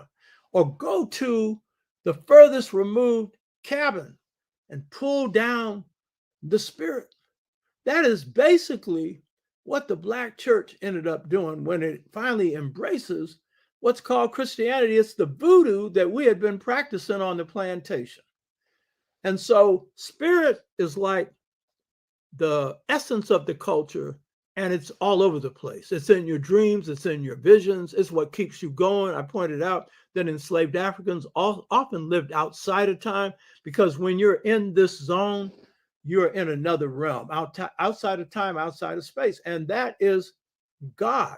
God is infinite force, outside of time, outside of space. You hear me? So this was the big weapon that we waged. And no other weapon worked if it didn't have spirit tied to it. A rebellion wasn't going to get any allegiance unless God was, the spirit was up in it. Nat Turner, the visions he got from God. Denmark Vesey, the visions that were coming along. Harriet Tubman, she wasn't able to avoid all those slave patrols and pull out all those enslaved Africans without spirit visitation. You hear me? Spirit visitation. So this has been real key to the continuation and transformation of African culture. So key institutions of Africa that survived in the U.S. and the Western Hemisphere, because, we're saying that our culture was wiped out. Oh, really? Our great scholar, Carter G. Woodson, a lot of people have read Miseducation of the Negro, but you should read his other works. And one is African History Outline, which is a continuation. It's kind of like offering solutions to problems he posed in Miseducation of the Negro. He makes the point, my own study shows this, anyone that's done their homework on African American or New African culture, and this is true for the Caribbean and South America as well, an institution that was strong is the institution of elderhood. Could not be suppressed. Why? Because all African cultures respected their elders. On the plantation, you didn't look your elder in the eye. It was also always, yes, sir, no, sir. You hear me? And in the South, that's still the case. You go to Mississippi and younger people, they see an elder, sir, can I do this for you? Sir, that's African. Not none of this mess that some of us are getting into right now. You know what I mean? So that's an institution that survives intact. And that's very important because what ends up happening, see, another principle that's very key, that's basic to African people is democracy. We give birth to it. It's Twa based, and then it's carried on at the village level in just about all of Africa. And so when you have Africans coming in here, they've got a sense of having a say-so in things. And they have a resentment to anyone being over them, telling them anything, let alone with a whip. You hear me? That goes against their very nature. And everything we create has this democratic stamp on it, the art form, you know? Jazz, an aristocracy of democracy. That's kind of like the Asante Hina, who's king, and the Santawa in Ghana, they're king and queen, but they're subject to a council, and the council makes the decisions. And the council's made up of opinions or lineage heads who are picked because they are the most just, and they are first among equals, but the decision of the lineage is a consensus. It's going back to the Twa, all the males and females being equally empowered to govern every phase of society. On the smallest levels, that's what's operating. You don't know what's operating on the plantation because it's in secret. But what you do know is when the plantation ends, this is the form of organization most popular among Blacks. What is it? Group-centered leadership. The people are making decisions collectively, and then they'll send somebody out to tell whites what they're going to do. They think that's the leader. The African is saying he ain't got no leaders. And when Frederick Douglass, who was a respected abolitionist, when slavery's over, he's living in Washington, living pretty good, and he moves around the country and speaks among Blacks. Blacks would say this of him: he's not a leader. He was at one point, but he said he's not a leader. Why? Because to be a leader among us, you got to live among us. You know? You got to speak to our needs. And they say, furthermore, we have to pay when we go to hear him speak. Huh? So the point is, we retained a whole lot. Some of it got revised, some of it got modified, and there was new stuff, of which race consciousness and Pan-Africanism through Ethiopianism. Ethiopianism is the birthplace of Pan-Africanism. The idea that biblically there's this passage that princes shall come out of Egypt, Ethiopia shall stretch forth its hand under God. And then the Rasta belief in Haile Selassie and everything else. Garvey was an Ethiopianist. He never used the word Pan-Africanist, but he was a practicing Pan-Africanist, more so than anyone of his time, because he was putting on the ground organization to get African independence then, not in the future, as a lot of Pan-Africanists were. So those are new features. This idea of one Africa. This comes from the African in the United States, the African in the Caribbean, particularly Trinidad. You didn't have a culture. You got the most advanced vision of where Africa needs to go. Nkrumah spent 10 years here. He got ingrained with this idea of African unity here. You hear me?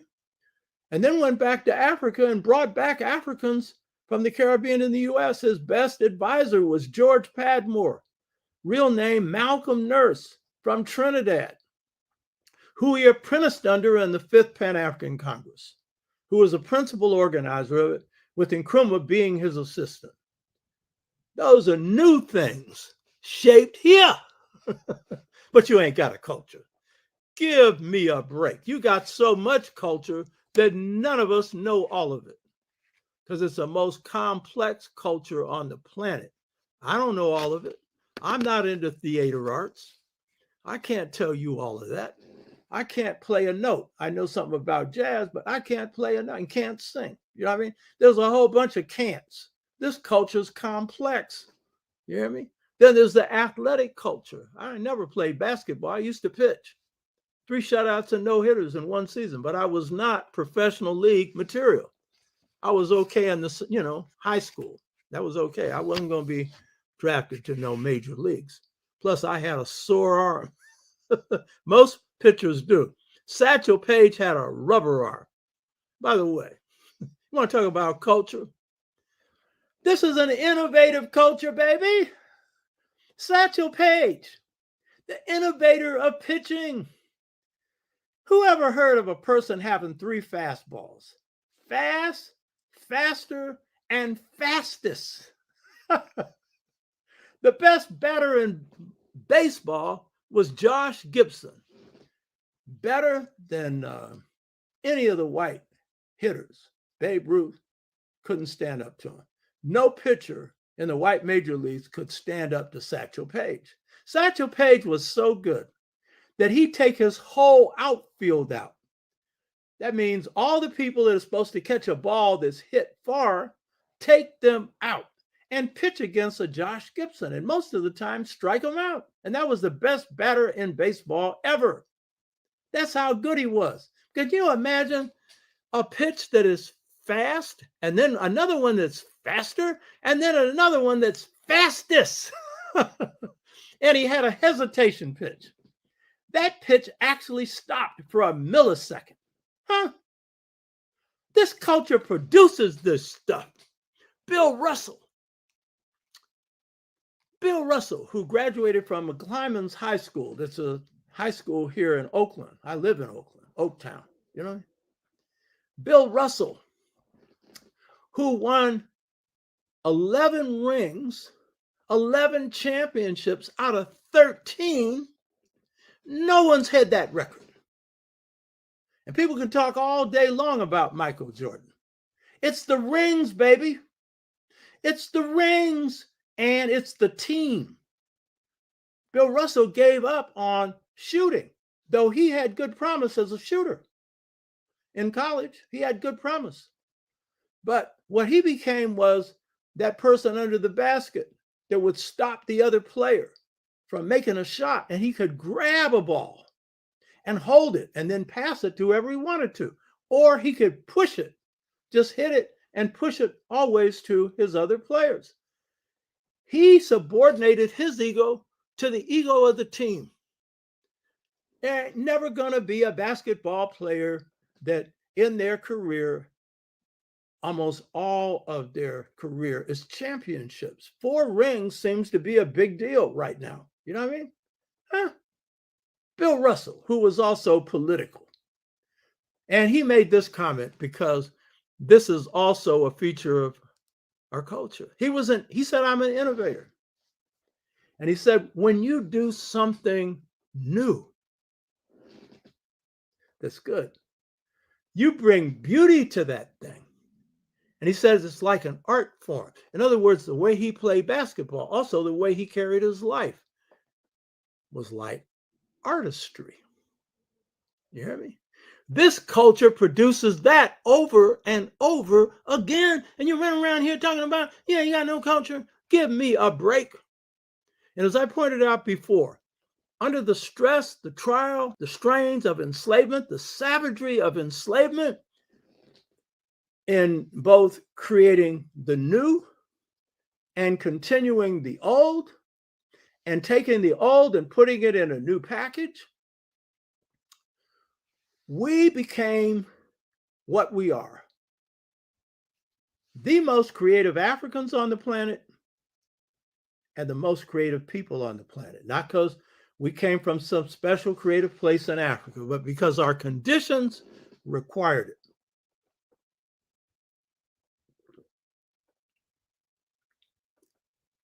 And so the stuff I was dealing with on the mastery system, we all have gifts.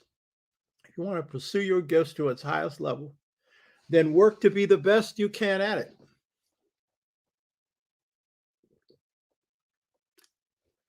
And again, your culture contains that. So our culture continued the highest apprenticeship mastery system known on the planet, but we don't have a culture. Now, another institution that continued here and that is rarely studied by historians is the institution of secret societies. And I mentioned this before. I've done a lot of study on this. And the secret societies of Africa were really the basis for Perant, the highest educational systems, House of Life educational systems in ancient Kemet. But they were also recreated under the stress and strain of slavery to continue the culture in bush schools and stuff like that. And so they were carried into the United States and the Western Hemisphere. And the people who are knowledgeable of this will say that they brought their flags and placed them wherever they went. Now, what that meant is secret societies had flags that were the symbols of the secret societies. And so in the Caribbean, in some cases, they took them directly from Africa and brought them to the Caribbean. So in Cuba, you have the Leopard Society. That is direct transmission coming directly from Africa. People from Sierra Leone, the societies, the secret societies in Liberia, and a good part of West Africa, the Poro Society. Senku's rebellion on board the ship Amistad was as a member of the secret societies. And their favorite weapon was a machete. We love knives of various sizes. In fact, it was those same weapons that freed Cuba until America intervened. I was in the museum, the National Museum of Cuba, 82 and 83. And there's a picture of a Cuban soldier, an Afro-Cuban, who was under the leadership of one of the greatest revolutionaries in the world, Antonio Maceo, an African. And he had just engaged a Spanish soldier and sliced him in half with a machete. In half. And that's pretty much what Senku did. I don't know if he sliced him in half, but he went to work on that, that ship, the Amistad. You know what I mean? So much for we lost our culture in slavery. I want to end with this one. Linguistics. I saw one of our brilliant viewers make a point of this. If you maintain a linguistic system that your people come from, I don't care what you argue, then you have the persistence of your culture, right? The continuation of your culture. There's an African-American linguist, his name is Selassie Williams, and he makes this point about the persistence of African linguistics or the continuation of your own language under circumstances that would try and change it. He makes this point. Most characteristic features of West African languages have been preserved in African American linguistics. Hear that. A lot of us, we want to call this dialect. It's not a dialect, it's a language. It follows certain rules. 80% of Africans in America speak it. And every effort of the school system to eradicate it has failed. They call it broken English. It ain't no broken English. It's African linguistics found in the Caribbean, South America, and the US. It may be a little bit pure in certain parts of the Caribbean than here, but it's basically the same thing. We call it Ebonics here. They have other terms. They call it Creole there. They have other terms. And sometimes they'll call it Creole here, The master on this subject is Lorenzo Dow Turner, Lorenzo Dow Turner. He was the first African-American trained in linguistics. It doesn't mean he was the first one that mastered any language, but he went to language school. And then he decided to specialize in his own linguistics. Not like a lot of Negroes who just want to specialize in white people. You know what I mean? He knew where the gold mine was. And so he studied Gullah dialect, what he called a dialect, a language, spoken in South Carolina and other areas. But then he studied the basic speech patterns of everyday African Americans. Gullah would be like the strongest representation of that. Turner makes the point that African language or linguistic group in the US is based on the Niger-Congo linguistic family, the same one that I referred to before when I was talking about the Twa. You understand? And the Gullah language group that Africans in the US speak is probably referring to the language spoke in Liberia among the Wolof, the Malinke, the Mandinka, the Bambara, the Fula, the Mende, the Bai, the Twi, the Fanti, the Ga. These are the same people that I showed you are the main people that came to the United States of America. Is it any surprise that they would continue to speak this language? In revised form? This is what you call New African. But it's basically fundamentally African. So 80% of Blacks speak this language. And it's the language they feel most comfortable with because it's expressing their philosophy and their view of life. So this is the key point. This is the point that linguists will tell you. And this is the point that Dow Turner makes. He makes this point. And Selassie Williams makes this point also. Let me quote him. Language is that set of internalized subconscious rules, let me stress this, that cannot be easily eradicated. That means it's almost impossible. You hear me? It's so basic to your nature. It's like a dog barking, meaning a dog is going to bark. It's the way of expression. I'm not comparing us to dogs. I'm making the point. That's a natural expression for dogs. Every human being has formed natural expressions that, based on how their grammar is laid out, expresses their attitudes towards life. One feature of African linguistics, there's many, I'm not going into this. I don't have time. One of the key ones is the emphasis on the verb and the verbal noun, the emphasis on action, which is key in African linguistics. Why?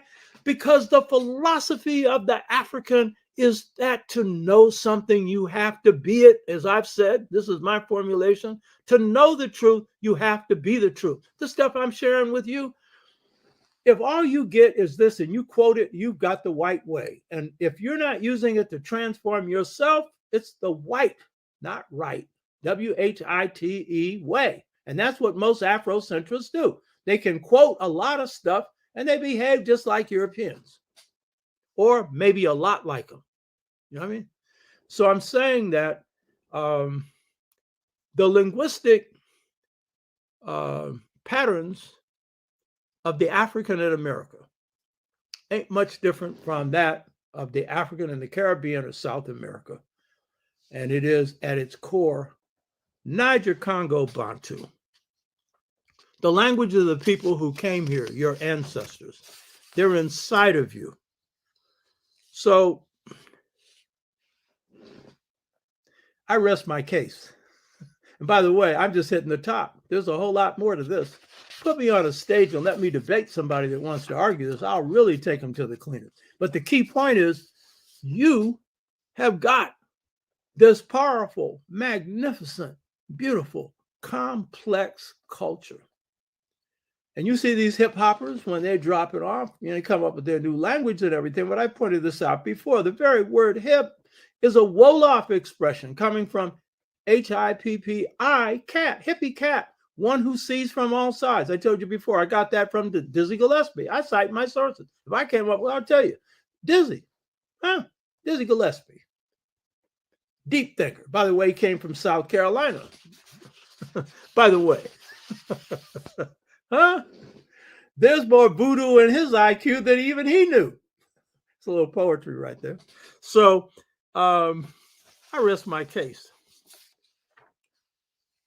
We were put in a situation where, they tried to wipe everything out. But guess what? We came out with our humanity intact. We came out with scars, but we came out good people. We came out rich people, culturally rich. Note that the greatest number of inventions occur from us right after enslavement. You hear me? Note that. But note the inventive quality of Africans to this day. You hear me? That's at the heart of your culture because you're a creative people. So you can take the worst situations and make them better. You hear me? And so this new African culture you've got is an expression of your African culture. And as you draw deeply into the African well, you'll strengthen it. But the fact is, that's the recreation you made right here. That's why a king could carry himself with the nobility that he did. An Ella Baker could do what she did. You understand? Because it's that African inside of them. So all of this about self-knowledge. The more you know about yourself, the stronger you are. And the more you know about yourself, the more you can do to bring beauty into the world, which is what this is all about. So just remember, your culture is the popular and classical culture of the United States and the world. It's grounded in freedom. I didn't go into how we handled that, but that's at the core of the culture. And wherever it's moved in the world, it inspires people to rise up and produce change in the world. I don't care if it's the music. I don't care if it's a message coming from one of our leaders. I don't care what it is. If it's rap, if it's got a conscious message, whatever it is, it encourages people to stand up and to be themselves. So I hope you got something out of this. This went longer than I've been doing lately. Hotep. So let's see.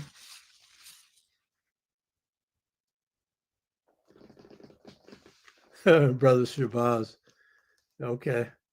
Brother's saying he's teaching a class on African American culture. So I hope you got something out of this, brother. I'm sure you do a good job with it. Travel light. I am African. I bet you are. You better be. Wally Smith, while your work today called out so many of our genius, a brilliant presentation. You referenced Zora Neale Hurston and Carter G. Woodson, and Nkrumah to Padmore. Yeah, thank you. Oh, it's the brilliance of our people. You got to stand on the shoulders of the people who have done great work, acknowledge their work, and then move to the next level, but draw from their work. And these are mighty people. And Zora Neale Hurston is so mighty that no adjectives can fully explain her. And this woman wrote so many books that are just coming out because it was in the age of poverty and she had some white woman sponsoring her. And so she had to give her a book, but then at the same time had 2 or 3 that hadn't been published. You know what I mean? And a lot of these are being published now. You know what I mean? This woman, but she was grounded in the culture. She loved her people. And one of the things I like most about her is her use of linguistics. She was beautiful. And then showed you how the philosophy worked from that.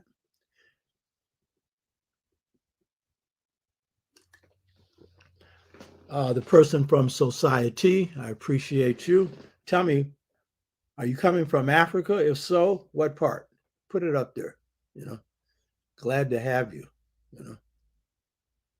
Let's see if we have any more.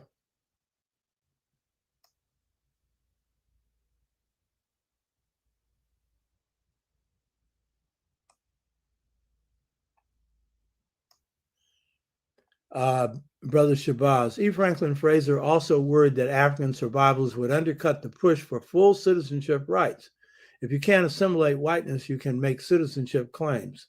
Good point. Yeah, good point. But logically, why should that weaken you? Especially since if you got the European American who is controlling this operation, he drops every part of his culture, most of which is not worth dropping. When I say dropping, spreads it, So he can keep his, but we're not supposed to keep ours. And then if you look at the Native American, What was the condition for them?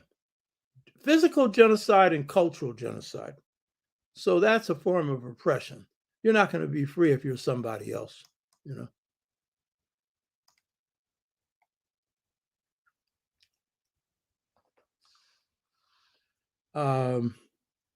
Between race consciousness in African USA and Africans in Latin America. Brother Shabazz, curious to hear your view of the role of one drop for Black consciousness. I think it was a crucial distinction between race. Yeah, the one drop rule that if you just have one drop of Black blood, then you're Black. Except there's a lot of white people around who got it. In fact, if that rule was really enforced, everybody would be Black because all humanity comes out of Africa. So Black is in everybody. You know what I mean? There are pure Africans that have nothing else in them but African, but everybody else is mixed. So in the case of the one drop rule, yeah, that becomes the dividing line for distinguishing Black and white. But the key point for African people is that the distinction is that it's who do you belong to? Who is your mother? Who is your father? And who do you identify with? And so that's race consciousness. And the key thing is that you're identifying your oppression based on the color of your skin, whether it's light or dark, you catch hell the same way. And so that is what ends up forging what becomes the definition of race for Black people in this country. So you have some Blacks who are light complexion and very brainwashed. And you have some Blacks who are very light complexion and very conscious. And you have some Blacks who are very dark complexion and very conscious, and some who are self-hating.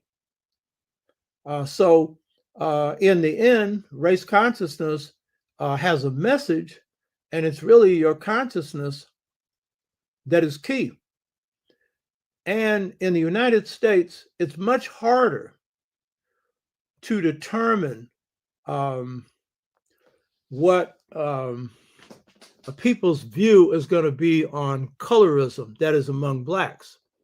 In the Caribbean, generally colorism is clearer, and it's interesting because with a smaller number of whites present in the Caribbean, there's a real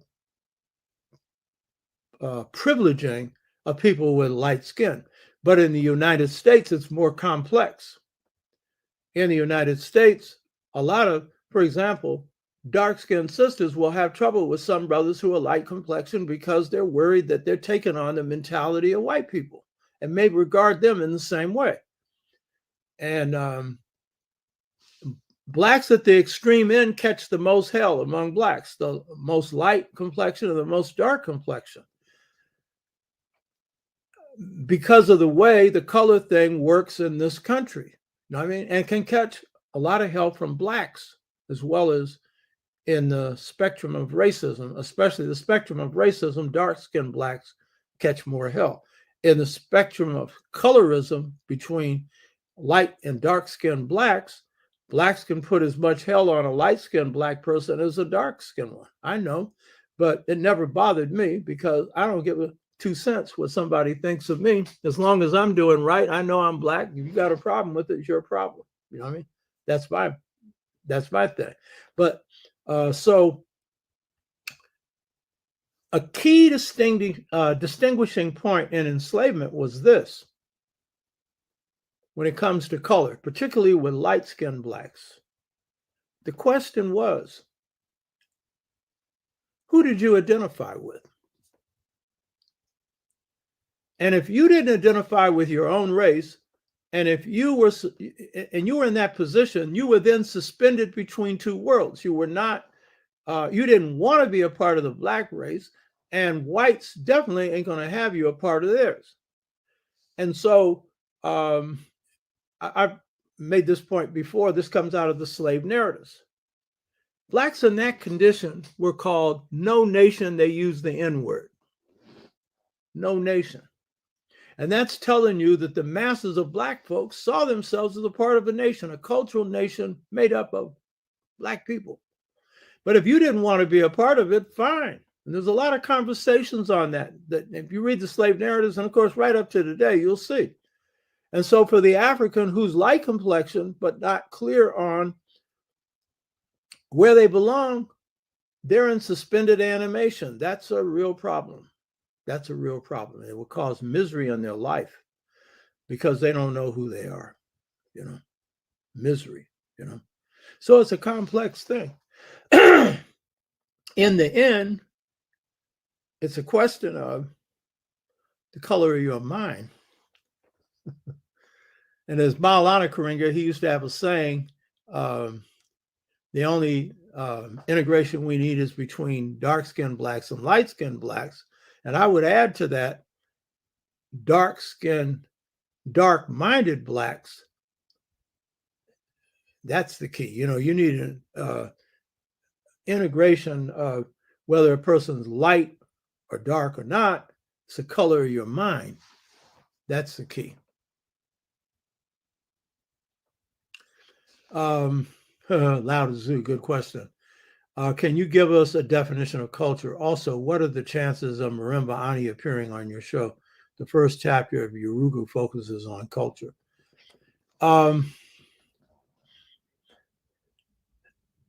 Overall, I would say that culture is your way of life. It's your design for living.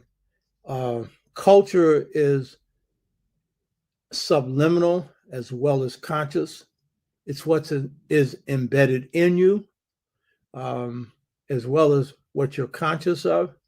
And so a lot of expressions that people have that are cultural expressions, they're not even aware that they're expressions of their culture. It's so natural to them. Some jazz musicians are not aware that when a band leader has a preference for head music as opposed to written music, that's an expression of their oral culture. They're not aware of that. Or they know it's oral, but they don't know where it's coming from, that it's African. And I think culture reflects your deep thought. It's the deepest stuff that guides you,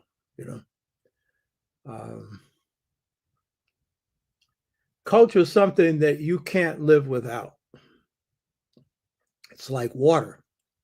It's your nourishment. And the more you drink, they advise you to drink a certain amount of water every day. That nourishes you. It's the same thing with culture. Culture does that, and it nourishes you. It makes you healthier. In fact, it's the source of health, And then, of course, there's the positive aspects of culture and there's the negative. All cultures have both. And so the question is, which one are you embracing? You need to negate the negative, identify it, and work your way out of it if it's inside of you, and embrace the positive. All features of African culture are not positive. But the bulk of it is, and that's true for all cultures.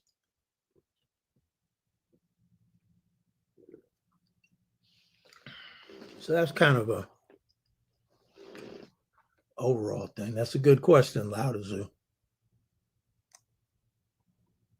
And as Marimba Ani, I tried to reach her. I haven't been able to get a return call. Ed Donaldson, my third great grandfather is Fulani, and that was transplanted to Louisiana from Lauderdale to a plantation with many Bambara. Yeah, Fulani, they strong in the warrior systems. Many of them were Muslims. Some of them were brought in as house slaves because enslavers thought that Muslims would make better house slaves, but Fulani took no mess. And, they shared cultural unities in certain ways. Bambara and them are similar. A lot of Bambara are Muslim, not all of them, but they were nominal in that African culture drove it. Brother Dreamchild, brother came across it from another member of my book, Radical Revolutionary Book Study Group, that did some searches on the internet. So he's referring to something else. Brother Shabazz, check Black Rice by Carney for Low Country, South Carolina rice cultivators, primarily Senegambia. Okay, that's probably what Dreamchild is referring to. I'll check that out myself.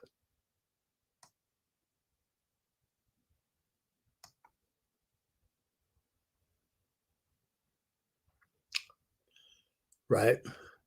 Brother Dreamchild had anticipated my linguistic thing, though I didn't go into it, didn't have time. Very important.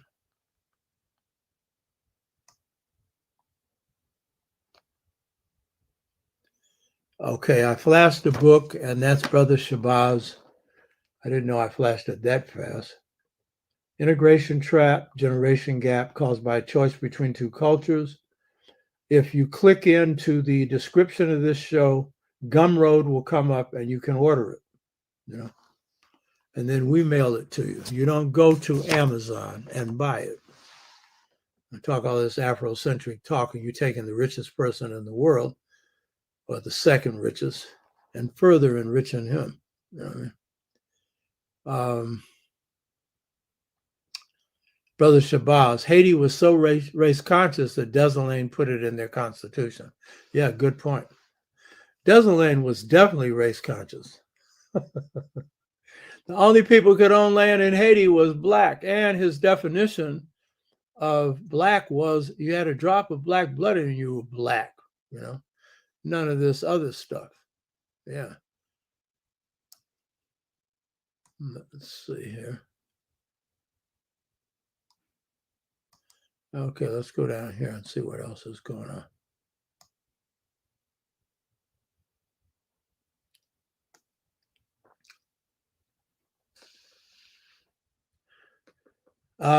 Lao Tzu, does culture enhance group cooperation? Also, have we looked at African cooperation before European and other foreign contacts? Oh, yeah, sure. Because basically, if you look at, for example, our liberation movements, the biggest downfalls in them have been whatever contradictions people have had around their own identity, their own sense of self-love and self-respect and self-knowledge, and therefore their own sense of being able to express that towards their own people.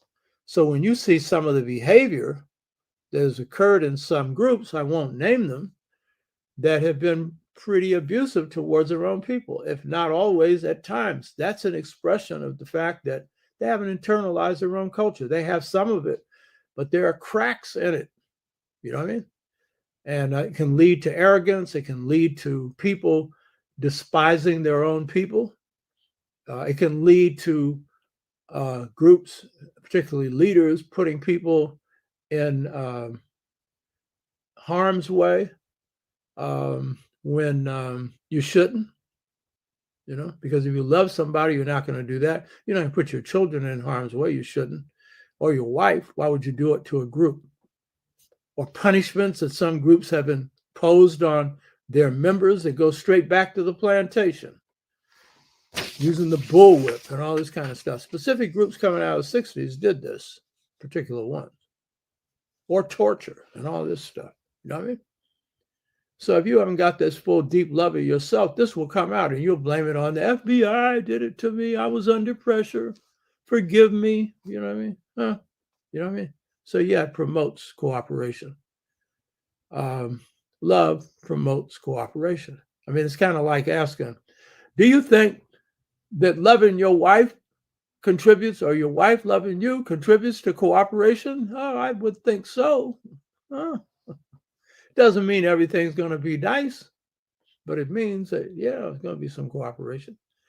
Have we looked at African cooperation before European and other foreign contacts? Yeah. I mean, if you study African history, it's full of that. I mean, it's full of that. And for the most part, before the coming of Islam and Christianity, the conflicts that Africans had was minimal. And even when you did have warfare, it was minimal. But for long periods of time, Africans lived in peace, long periods of time. Why? One, invaders had not come in. Two, these were societies that took care of basic needs: food, clothing, shelter, communalism, sharing. They didn't have great, most of them, some did. Most of them had these great extremes of wealth. Most of them did not, because you couldn't grab a whole lot of land. That was usually the basis for wealth.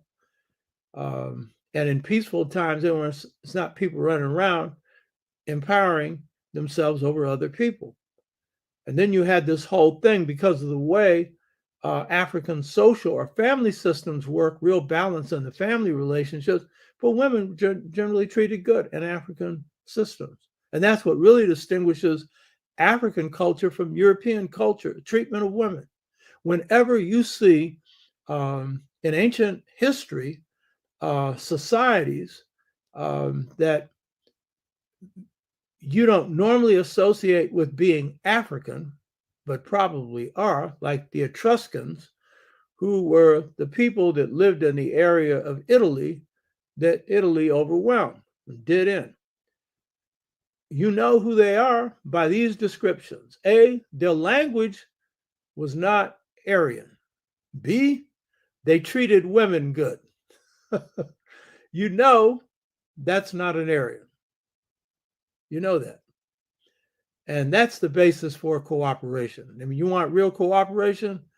It's the way you treat your women. And if you treat your women right, then you're going to treat others right. And in fact, I pointed this out before.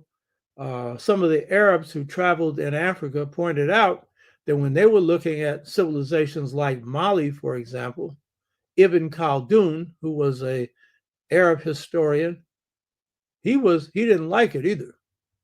He liked the beauty of these black women. Oh, he never saw women so pretty. But what he didn't like was that women were actually treated better than men. Think about that one. We're always thinking about just being treated as good. They were actually treated better. I pointed this out before.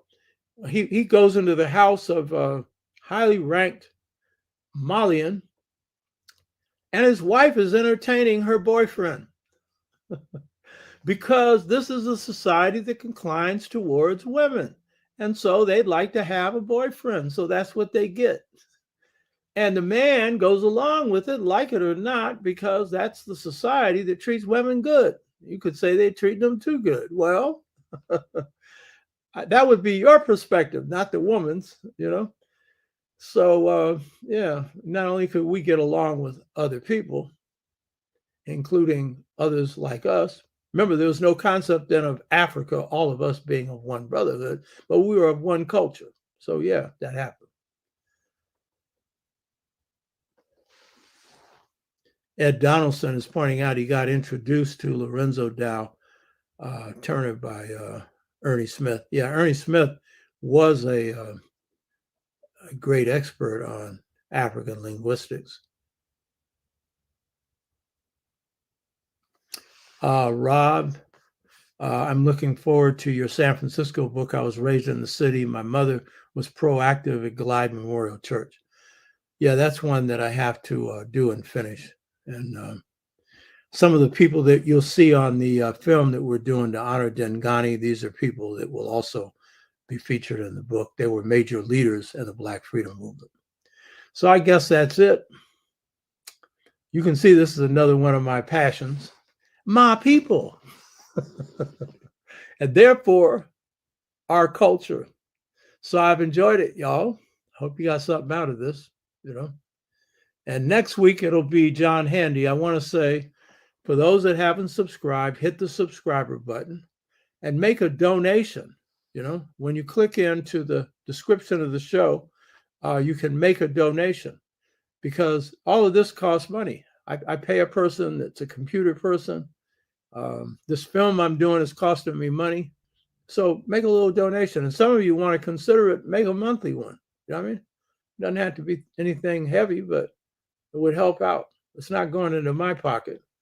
I doubt if in the whole period of doing this show, I'd recover what I've already put in. So, you know, help out and tell other people about the show. and watch next week's show, which will be a discussion with one of the greatest jazz musicians ever, John Handy, and on jazz, which is a complex and beautiful music. So Hotep, and enjoy the rest of your day.